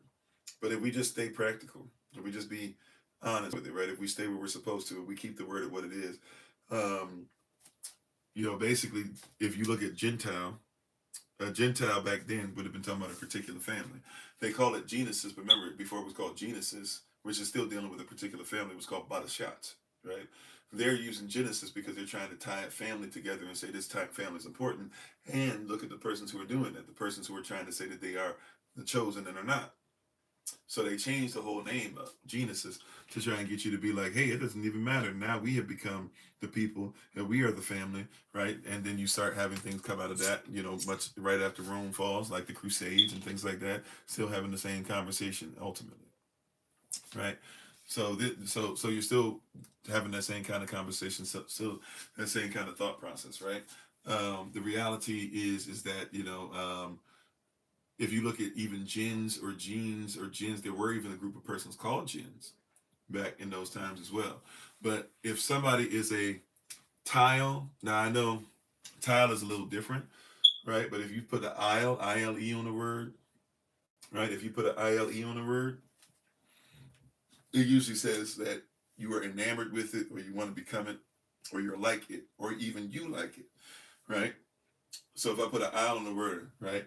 So if I put and this is what we used yesterday as a thought process. If I put phobia, if I put phobe or phobia, that means I'm afraid or I'm against it, right? So if somebody says you are transphobic, they'll say nowadays if a man, right, if a male, somebody who's a cis male, right, which means you identify as a male or identify as what you were born as, I'm not even making that part up. Like that's part of the definition of cis male. So if you identify you were born as what is considered to be a physical male, and you decide that you want to be that, then you're a cis male. If you ever heard it. So if you're cis or non-cis, or right, binary is different, but cis. So if you're a hetero cis male, if you would consider yourself to be male and you like women, right? They would call right, and then you. But nowadays, if you are that and say that you don't find a man attractive, or you don't want to sleep with a man, they will call you a transphobe, right, or a homophobe, even. Why would they call you that? They're trying to say you are afraid of being with a man, or you're afraid of men, or you're afraid to touch, or you're scared of, and things like that, right? If you are a xenophobe, you are afraid or you have weird thoughts process that they say are because somebody comes from another country, right? Right. If you are a whatever phobe. Oh, okay. I'm glad you were able to do that, brother Aaron. Hopefully we can help you out a little bit. And give us a few days prayerfully we'll be able to help out. So, so you are a whatever phobe, right? This is the things that they put upon you, right? That you are afraid of it. But there's another thing, ILE, right? So if you are let's say you are if they were to call you, I don't want to use this term, but y'all know there's a P word, right? Phobe, right? That would be you're afraid or you want to be away from them. But if you are a P word aisle, right, at the end, that means we need to watch you, right? Something wrong with you, right? If you are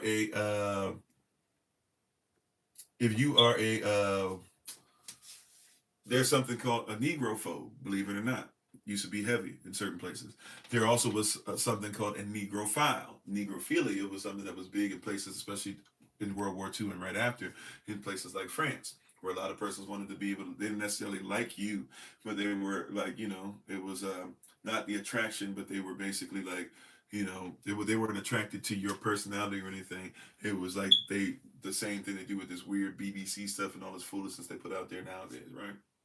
So, the same thing, they don't really want to marry our women, and they'll do the whole, effect, the whole black wife or black woman effect or whatever. But, a Travis Kelce not really trying to get with old girl, you're trying to get with, Taylor Swift type of thing, right? So that was if you liked us like that, or were smitten or wanted to be with us like that, they would call you a Negrophile or Negrophilia, right? Um, that's why you have to be careful with necrophiles. If you're a necrophobe, you're somebody who's afraid of the dead body, right? But there are some persons who are into necrophilia or a necrophile, right? Right, this aisle on it is telling me that you are somebody who's into, you know, doing something with them. Hence what we were talking about earlier with Isis and Osiris, or Columbia and George Washington, right? Same story. Well, you also have something called a Gentile. A Gentile is somebody who wants to be like this particular family or looks at this particular family a certain way. That's what it means. Somebody who wants to. So when we say Gentile, it even has some of that on it. That isle, that ILE on the word, right? It actually puts something else on it for us. We know, like, oh, okay, you're wanting to be like a particular family. Now, are you wanting to be like a particular family and you're going to keep the word and keep the truth and keep the law and keep the holy days and all this? Are you going to be part of a particular family as long as you go ahead and get to say that you are them? Because Paul says in Romans chapter 11, you can, Elohim forbid, take that out of your mind. You can be, just because there's certain branches of Israel that have been removed because of their disobedience, doesn't mean that you have the right to be able to come in, make fun of anybody and say you're over anybody, because the same way because he even says, right, we went over this yesterday, Romans 11, in the same manner, or well, if you're not part of the natural tree but have been grafted into it, how much easier is it to remove you and graft back in the natural than it is to keep you to take you from the wild olive tree, you being a wild branch, and graft you in, right? You see, so those things are there, but But yeah, so really, Gentile can be looked at in a few different ways. Ultimately, persons have turned it into, if you don't believe in the truth and then you came in, you're a Gentile. That's a little much because we can't dismiss Israel in it. Even Paul says that in Romans chapter 11. He makes it a point to say you can't get rid of Israel, right? If you do that, we're being disingenuous. If we do that, we're not obeying the law. If we do that, we're lying. He makes it a point to say that, right? So we got to be careful where we don't get to the point where we're so busy, like a lot of persons are trying to do, and be like, if you don't look like us, you're not Israel. That's not righteous. But at the same time, we can't do the thing on the opposite end and be like, we're just going to get rid of Israel altogether. There's still order and structure. Israel still matters in Romans 7, still matters in Romans 12, right? We still have to be careful with that. Even in Revelation 7, Revelation 12, and even in Revelation 21 and 22. All right. Okay. All right. Let's go ahead. Keep it moving. All right. So you were talking about 28 USC 300215 subsection A. And she said it was confusing. Right. So let's go ahead and go there. And I apologize. I missed somebody else. Who did I say I was coming to? Was it Sister Dabada? Did I miss your question, Sister Dabada? I feel like you asked me a question. Or was it Remember Me? Did I miss both of y'all? Y'all help me in the chat. How far off am I? Sister Carla's waiting here patiently. I said she was up next, and then I said it's going to be a short answer, and I answered somebody's question for about 7 minutes. All right, my bad, Sister Carla. We coming straight to you. We're going to look it up right now. 28 USC, which stands for United States Code 300215. We're going to read subsection A. Matter of fact, we'll read subsection A, subsection B, and subsection C. Why not? Why not? You can go literally look this up at Legal Information Institute. Okay, 7 warnings to the 7 assemblies. Are we talking about sects of churches that we left? So no. Matter of fact, I don't know if I could really answer that in a short amount of time. I'll try to come to it next. I don't know if I could really answer that in a short amount of time. We do have a recording from one of our Q&As. I don't recall if that's from yesterday's Q&A or the day before, but we literally just went over that for quite a while. So you might be able to catch that on the recording. Remember me had 2 questions? Okay. All right. Okay, thank you, Sister Mignon. I'm going to try to get over there in a second. But Sister Carla, thank you for being patient with me. So we out here. We over here now. 28 USC 300215 subsection A. We're going to read subsection A, B, and C, by the way. But we're going to go to, so this is United States Code. So this is 28 USC, that stands for United States Code. 28 USC 3002, and we're going to 15. 15, subsection A, right? We'll go over B and C. At least we'll go over some of B. If we try to go over all of B, we'll be here all night. Right? But we'll go over A, B, and we'll hint at C. Right? We'll just touch it real quick. Right? We'll dip a toe and see. All right? But so 28 USC 300215 subsection A. So if you don't know, so 28 once again, so it's the 28th part of the United States Code. There's going to be subsection 15. It's in parentheses 15 and A. And so if we go through these before, by the way, so 28 USC 3002, starting at subsection 1, is just giving you terms of what they mean. So counsel for the United States means is number 1. Number 2 is court. What does it mean? Any court. If you want to know what a court is, you can look up what court actually means, right? Lawful term, by the way. Number 3, debt. What does that mean, right? If you're in debt, what does that mean in subsection A and B? Gives you two ways of looking at debt, right? 4, debtor, right?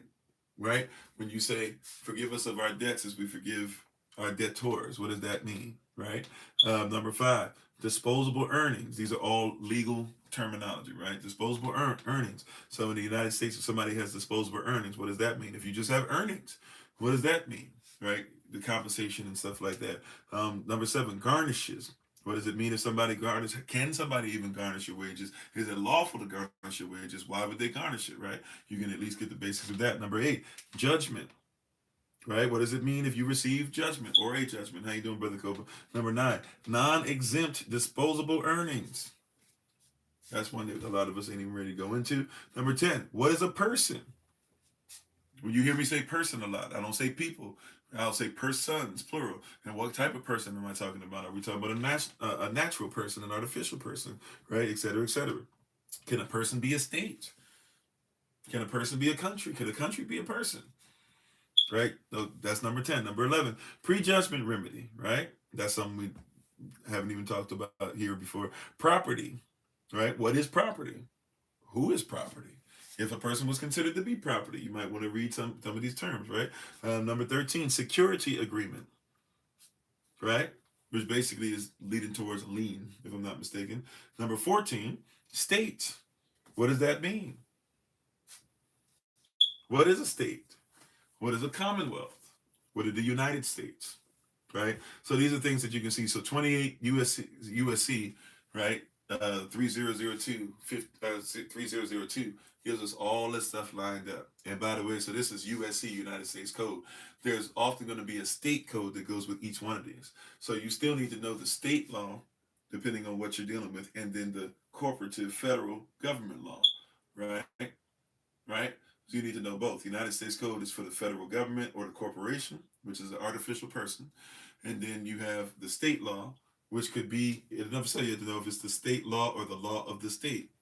It could be real or it could be artificial, right? But anyways, that's neither here nor there right now, but just kind of giving you a heads up. So when you're reading this, you have to kind of already know, okay, this is something I'm learning to try and help me overall, like holistically with certain things with 28 USC 3002. All of these things 1 through 14 we just read are dealing with that. All right. But number 15 is where the question is about, where somebody said they were confused. So 28 USC 300215 subsection A. So the way it reads is like this: 28 USC 300215 says United States. That's what you're looking for. The definition. What does United States mean? Right? What's a legal denotation, if you will, of United States? What does United States mean? So when somebody says United States, with the United States, right, written uppercase United, right, uppercase U, lowercase rest, uppercase S, lowercase rest. When I see that United States, what does that mean? Right? What does that mean? Okay, subsection A. It means a federal corporation. So real quick, just to make sure, because I'm gonna say it exactly the way it is. Right? Corporation is a artificial fiction. It is a legal fiction. It is a fake person. Right? But let's look up legal definition of federal. Let's make sure we know what federal means. Right? So legally, federal refers to the system of government where power is divided between a central, which is national, if you will, central authority and regional governments, as seen in the U.S. or specifically to the United States' own central government, its branches, legislative, executive, judicial, laws, and agencies operating nationally. Federal law applies nationwide, superseding state law in many areas. So in many areas, that means you can't just trust just because it's federal law, it means more than state law. So you got to catch this stuff. They're saying federal law means that it's better than nation. It's national. That's what they said, right? Federal law applies nationwide, superseding state law in many areas. It involves constitutional principles and shared powers. But it just said in many areas. That means that there are state laws that are more important than federal laws, and there can be private laws that supersede federal laws, right? Private before public. They're two separate things, right? Private meaning you're talking about yourself and being away and what can be kept away from the state, away from the public, and public, what has to be put out there as far as public really just means the governance, what's being used to govern you, right? Okay. So now let's go back. 28 USC 300215 is talking about the United States.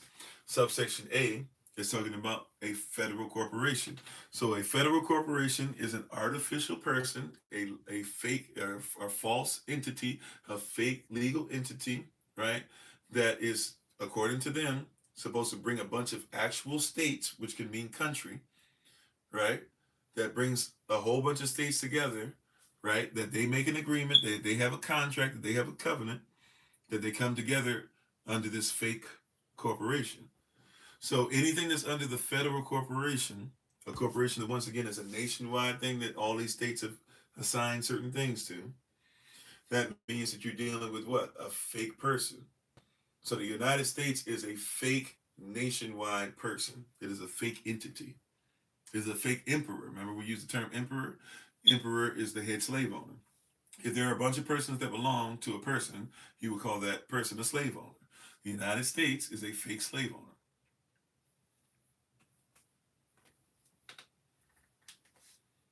Right? It means federal corporation. That's basically what it is up top. It means it's a fake slave owner. It's a fake person who moves about, who basically is contracted by many different states and including even the citizens of those states, right? Because you have become citizens of the states. By becoming citizens of the states, you also become citizens of the corporation. Now, the state, right? The state, your birth certificate doesn't belong, right?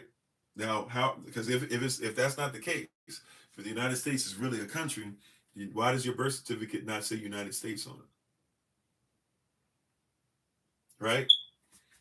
Somebody, there might be. I haven't seen every single birth certificate to ever exist in the United States of America. So I'll be honest with you, I can't say that for certain, but I'm pretty sure. I've helped many a person with different things. How you doing, Minister Castleberry? I've helped many a person with with their, DS11s, trying to redo passport.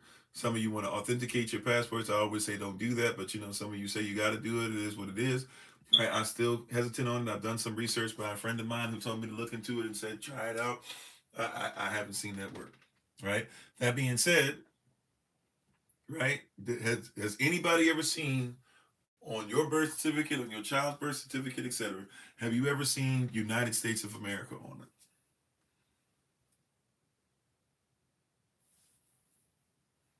Right? If you were born in Connecticut, does your birth certificate say United States of America on it? If you were born in Maryland, in Maryland, in Mary's land, right? Where you does it say Maryland on it? If you were born in California, does it say United States of America on it? I just want to show you. I just want to show you something, right? Right? Look on your stuff now. If you have an option, or if you got a picture of whatever, you can look it up online. I'm just asking a question. There might be an exception to the rule. But as far as I know, if you were born in the state of Texas, does it say United States of America on it? Or does it say Texas? If you were born in Louisiana, does it say United States of America on it? Does it say Louisiana? All right, yours says Gastonia, North Carolina. Okay, so you born in North Carolina, it says North Carolina. Yours says the Commonwealth of Pennsylvania. There you go. So it doesn't say United States of America. It says Commonwealth of Pennsylvania. Right, we can keep on going, right? I'm pretty sure. I can't say I'm 100%. I think I've seen Hawaiian ones, right? They had to put out Obama's a Hawaiian one. I'm pretty sure his says United States of America. In the UK, I think it would say, well, UK, you guys are sold to the UK. It says you guys belong to your birth certificates belong to the corporation of the UK, because we've gone over that for some of you guys when we do our international meetings and stuff. It used to be just mainly UK, if not only UK, when we were doing it. So we were actually going over that specifically just with you guys, right? And the person who wrote the book that we use over here actually is from the UK. So he was using UK terminology, and we were just bringing it over here to show us the same thing. So yeah, but I'm saying, like, you guys, it would belong to the UK, right? The corporation of the UK, literally, that's who it belongs to. In America, it belongs to the state. So if you're considered, so just to make sure, all of us on, right? And thank you for that, by the way. Thank you for interjecting that, because we forget that many places are corporations. If you go, prayerfully we'll be able to come over there at some point. We were hoping to maybe be able to get over there this year, but just, we didn't have the money and the funds to be able to do so. But at some point we'd like to be able to come over there, maybe next year or something. We're praying. There's a few persons over there that have been praying for us and meeting up with us for a while, so we hope we get over there at some point to see you guys. And when we do our international meetings and everything, hopefully we can even get you in the group on WhatsApp and everything, if you want to look in email us or something like that, or if you send me a DM, it'll take me a while for the DM, but I promise I'll get back to you. But yeah, we'd love to have you be part of the group if you be interested. And anybody in any of these in different nations, we try to get that going again. We've been off, we lost track for a couple of months, and it kind of got real bad, as far as different things going on, especially with death in the family. So we're trying to get you guys back on track. So if you can, please come on back home. We've had pretty decent turnout, but we want to get back to what we were doing before, and that's I'm a human being, so forgive me. But anyways, so we talk about the UK, or anybody. We're talking about persons don't know, these are all corporations. Russia is a corporation. China is a corporation. India is a corporation. Japan is a corporation. Australia is a corporation. The United States is a corporation. Canada is a corporation. Mexico is a corporation. These are corporations, right? And you thinking that they're countries. Now, there can be, depending on how it's written out, those countries are different because you're not a bunch of states put together. Russia kind of is with USSR formerly, right? But now they're just Russia, right? So they kind of were similar in that, right? Canada, you could say, does it in a slick way with the I'm about to say territories. That's not right. Not the regions, provinces, right? Your provinces are kind of done like that, right? To where you're set up like that. If you look at the paperwork and everything. But as a matter of fact, when you go to the UK or when you go to England, right? London, as far as sovereignty, London is separate from the rest of England. A lot of persons don't know that, right? So these are corporations. These are corporations that you're under, right? That even disperse corporate power in Northern Ireland, right? Wales, England, Scotland, right? Those are things that they do as well. So these are corporations. All right. So that being said, though, if you're especially if you're a United States corporation, if we know that every state, right, is who you sign your child over to with the birth certificate. Every state or estate, they're the same thing. A state and a state are the same thing. Right? It's not there, right? So we know that a state and an estate are the same thing. So every state, every estate, every country is who your birth certificate goes to. Right? Every state. You're born in China, birth certificate's gonna be Chinese. Right? Every state, every country where you're born is who your birth certificate goes to. Right? So if that's the case, my brother, my sister, then I have to ask you, how is it that you're an American citizen or United States citizen, but you're born to your state? We're talking about their paperwork. That's not how it works either. But that's just what we're going to talk about today. How is it that you're born to your state? Truth, right? You're born to your state. Is that true? Is that real? You're born to your state, and yet somehow, somewhere, you're a United States citizen. How does that work when you have no birth certificate that puts you on? Well, what is it that they do? That they give you a birth that you're not supposed to be given a birth certificate nor this when you're born either. You don't have to be. You can ask for it to be denied. They just force it upon you. Matter of fact, we had a situation with Solomon where he was born. We did the paperwork and we said don't do it, and they still did it. Right? They still try to attach this thing to them. You get a birth certificate which attaches you to the state. What do you think attaches you to the federal government? Which, by the way, is not what it was originally for. But now, they use it to make that bread. What do you think they're attaching to the federal government? That's right, Social Security card. Your birth certificate is separate from the United States. The Social Security card, right, when you add one more digit to it, when they put it in the banking system, what does it become? Right? When you get that number that you get, right?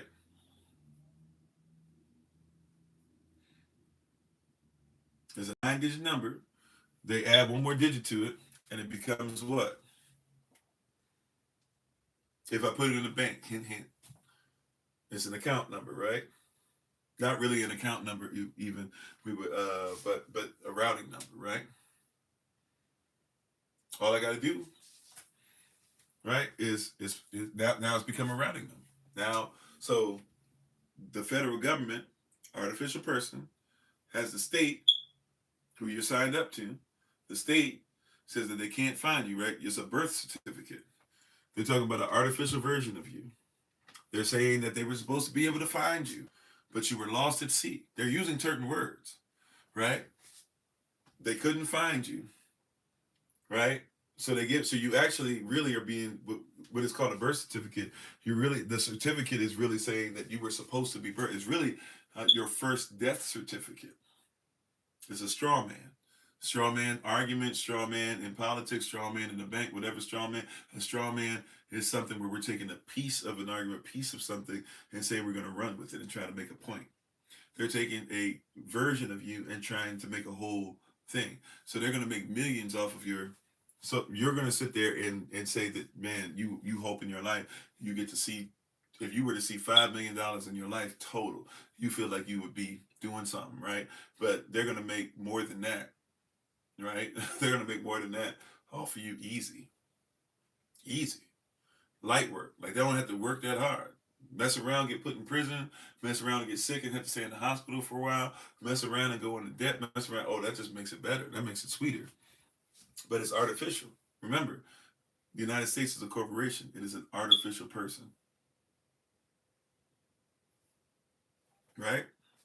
It is a what?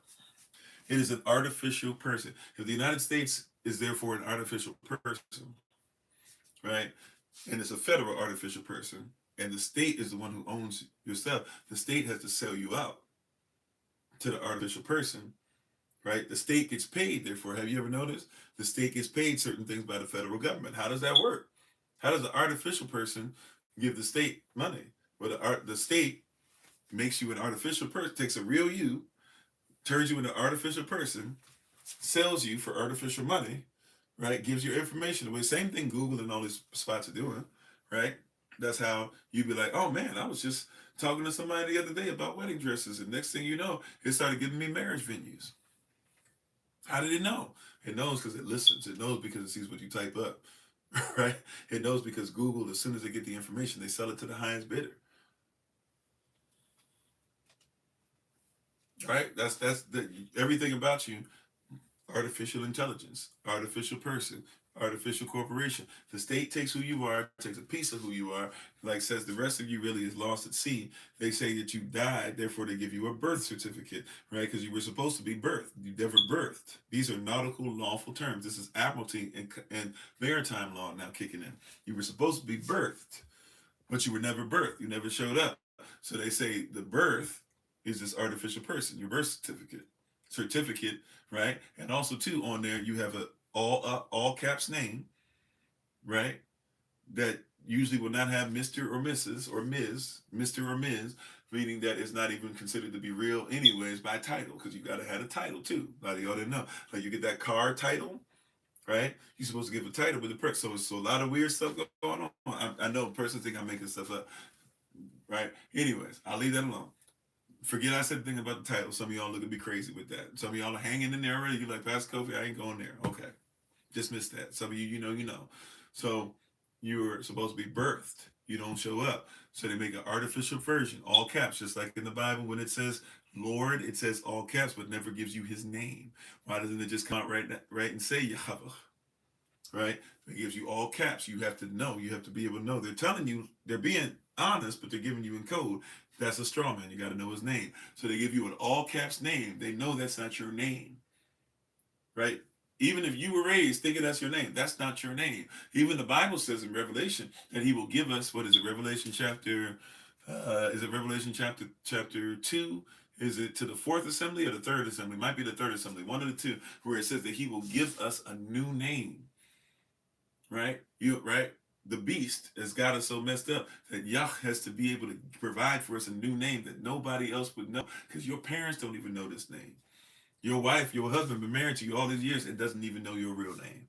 You don't even know your real name because somebody messed you up that bad, right? So you were given into this wicked system. So your name, your authority is Jack,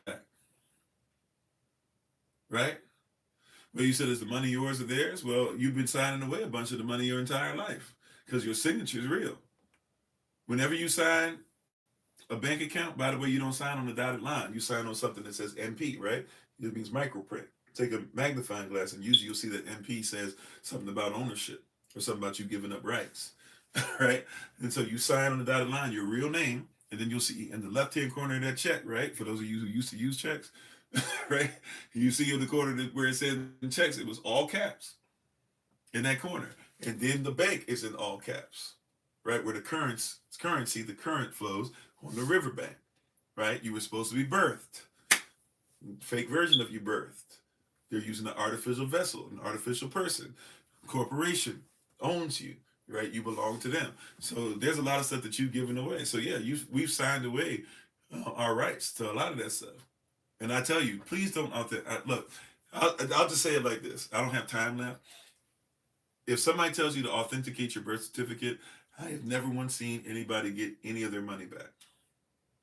If somebody is getting their money back, they're not showing it to you. Now, could one say they don't want to show it to you because they don't want you to lose your life? Cool. But if you authenticate a birth certificate, the birth certificate is a fake version of you. To make it authentic is to authenticate it. You're not authenticating yourself. The real you is private. Just be private. Right? You don't have to make a trust. You don't have to make an LLC to be private. Some of you want it, and look, I know different strokes for different folks. Do what you do. I'm just telling you, right? You don't have to do those things. Just be private. If you're private or out of the system, then your stuff is not public information and publicly traded and publicly known anyways. You are allowed to be private. Just be private. Keep as much stuff out of the system as possible. Be in the system if you have to. Be in the world. Shop, do blah, blah. But don't be of it. Stop going to places and getting, every time you go to a gas station, you want to get less prices on gas. So you make your public information, you make your information public. That's you doing that, right? When you go to Shoppers, or when you go to the Piggly Wiggly, or when you go to Roses, or when you go to Jewel Osco, or when you go to Giant, or when you go to some of the other ones, Publix, or when you go to any of these places, whatever, you going to all these places, and you want to make sure that you got a phone number and this and that because you know what, I'll spend $200 and I'm going to make sure that I save 15. That's a lot of money. It's not worth your sovereignty. It's not worth you being separate. It's not worth somebody calling you. Some of y'all like, all I get is calls every day. And you don't even think about how many people have your information. How many fake versions, how many times have you signed up on a fake version of you? How many times do you keep going into debt because you keep signing on fake versions of credit cards? The credit cards, there's no money even involved. And you say, well, that's why it's called credit. No, credit is supposed to be a lawful thing to where if I give you $500, I have a $500 credit. And when I come to shop at your facility, if I spend $80, that means I have a credit of $420 left. Rather, you guys want to use numbers in a system where you'll never see the money. You keep taking out huge loans to be able to get stuff.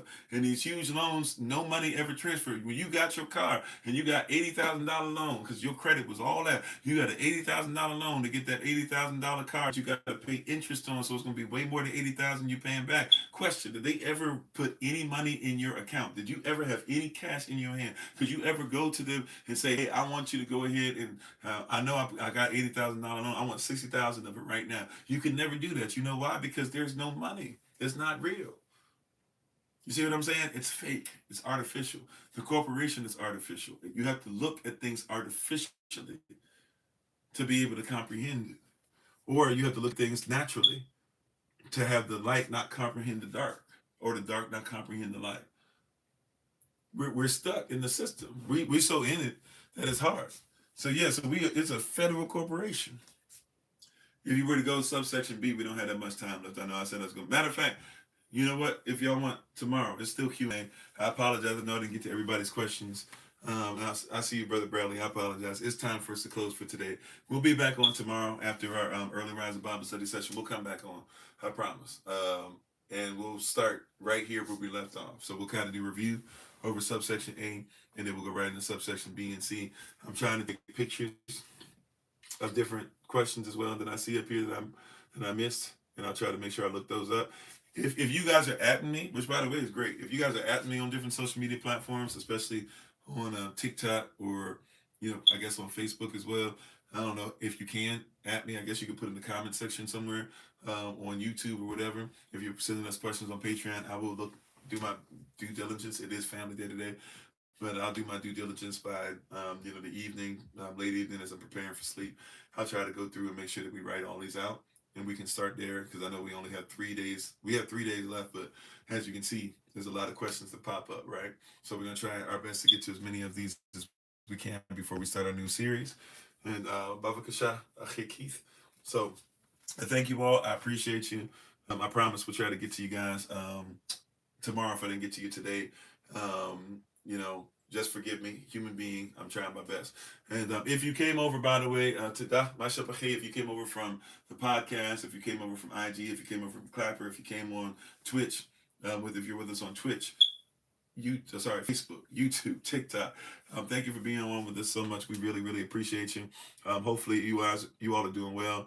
Thank you again for everybody who came out to the Women in Red last night. It was amazing. It was outstanding. You guys really did your thing, preachers. And even those who aren't preachers but still were preachers last night. It was amazing to see. I'm excited. I was very proud. I was like a proud papa in a sense. I was watching, and I was just like, man, these sisters, these daughters of Zion, they getting it in as usual and stuff. So we're thankful and grateful for you guys. It was awesome. It was outstanding. If you missed it, we only have the audio version, but the audio version is out for you. I have put it on a couple platforms, especially on Patreon. It's already up. So, or it's been up.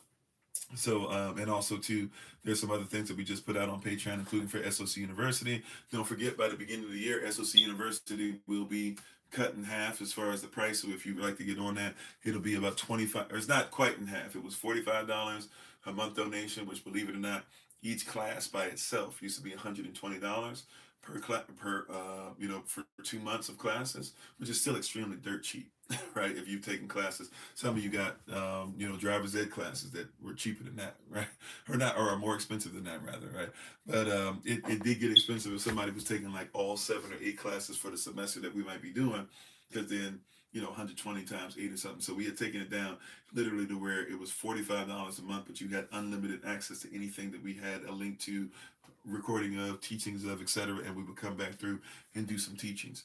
So Holy Spirit put it upon me that at least for next year, it's going to be $25, and that's not to necessarily try and get up traffic. That's just, a lot of you say we want this, we want that. Some of you even do give tithes, offering, and stuff as well. And just would put upon my heart to be like, why not lower it? Why not make it even more accessible? And some of you will be like, we get all the teaching and stuff here. I promise you, it's another level. Right, there's levels to it. If you notice, very highly, and I'm highly repetitive in nature as a teacher. But if you notice, like if you've gone to the classes and come here, there is a difference, right? Especially now, there's some of them where we're starting to be like, okay, we're not gonna do blah blah. What do the classes entail? Basically, you're gonna, like I said, anything you want to look up. So there's stuff from like, we have classes where Elder Maya has taught on health, herbalism 1, herbalism 2. She's taught on some other things as far as how to make herbs. She has different booklets that she's had that have come out through it as well. We've had stuff on how to eat. We have classes specifically on that. We've had classes on Black history. We have class on history. We have class on English. We have class on apologetics. We have sovereignty 1, sovereignty 2, sovereignty 3. I go through every once in a while and redo the classes. Now we have so many classes that have already been done, business stuff, etc. Now we have so much stuff that's out there, cryptocurrency, all types of stuff. Now I just come on, and since we have so many that are already recorded, I just come back through and we just try to take it to the next level. Thank you. Hebrew characters. We have an advanced level of Hebrew characters. We're actually going past that. I don't even know what we're going to call it, but we're going past that right now on Saturdays. And then we have Hebrew writing. We have Hebrew speech. We have Black's Law Dictionary classes and courses. So there's all types of stuff on there. And what I'm doing more of is making sure that it's live, and a lot of it's being recorded for you guys to be able to watch. But even if you want to be there when we do the actual classes, then all you have to do is join us, and we do them on Zoom. So you literally can just speak right there, ask questions, etc. If you have a problem with pronunciation for like Hebrew characters or Hebrew words, the Avda words, the original, we can talk right back and forth. We can talk about the differences between things. You can get things that are more focused, for about an hour or so per class. And even if we do a bunch of classes and they happen to be sometimes at random times, you can always come on. So, just, we put, to be honest, a lot of them end up being out there where you can see them for free, but sometimes they're very random. So but a lot of persons miss a whole bunch of it anyways. So if even when we put it out there, as soon as we finish the video, I just make the video unlisted so that those who are coming there, you can go there to see it. Because also too, it's not just, even though, if I be honest, let's be honest, to keep it a buck.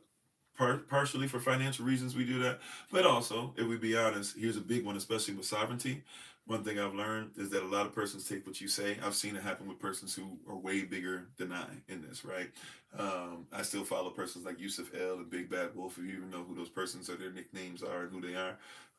But one thing that I've learned is that if you're not careful and you put certain things out in public and persons don't actually want to do the work, they end up getting in trouble. They end up getting locked up. They make all sovereigns look bad, or all persons attempting sovereignty look bad. And then some of them will try to sue you. So there's certain things that, like, there are persons who will go out there and be like, I know my rights. And be like, well, what are your rights? Well, I know that I'm sovereign.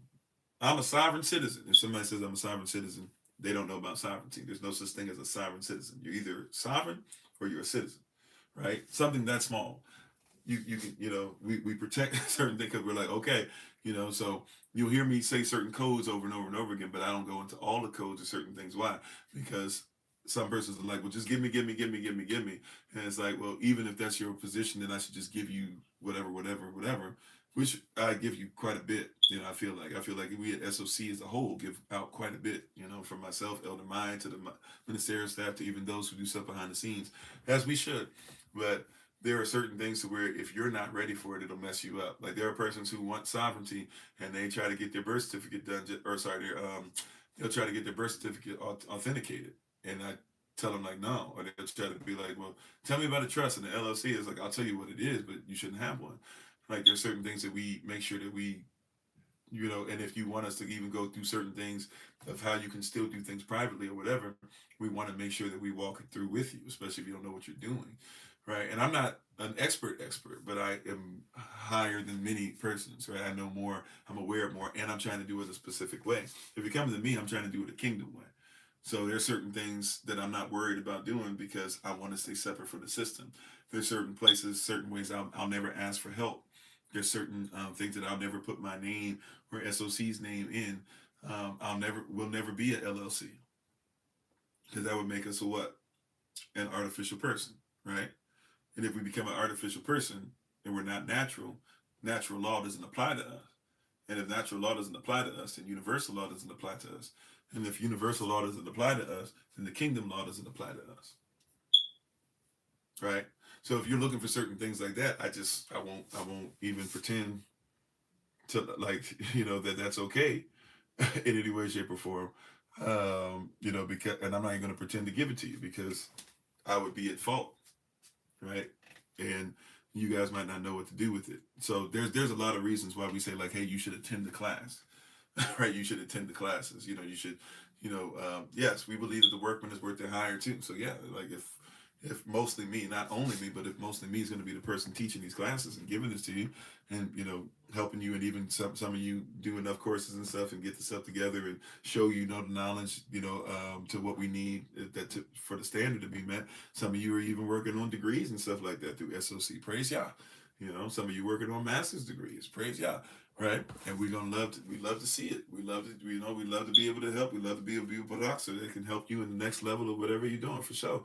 But some of this stuff, yeah, you should come through and make sure that you're not walking this yourself. There are so many persons who come up to me after they've done it and be like, hey, did I do this right? And I'm looking at the DS11 form for their passport, and I'm like, no, like, where did you get this? Well, you said that. I never said that, right? But you don't know.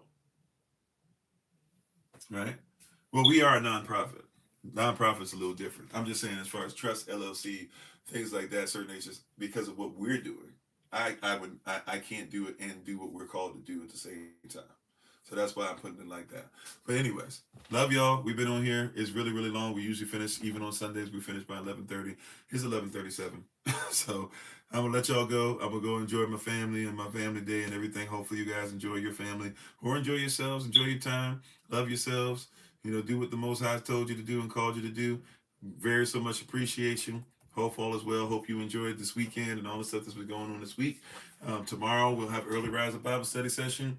So if you want to get up early with us, if we have your email information and all that, you should already have, you should already be in the system to get an early email.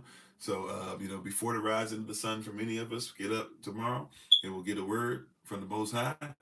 And then at 8 a.m. New York time tomorrow will be a live session again. 8 p.m. New York time tomorrow will be a live session in the evening. We'll pick back up in our Galatians series, and then at 9 p.m. New York time tomorrow we'll have our last project management meeting for the year.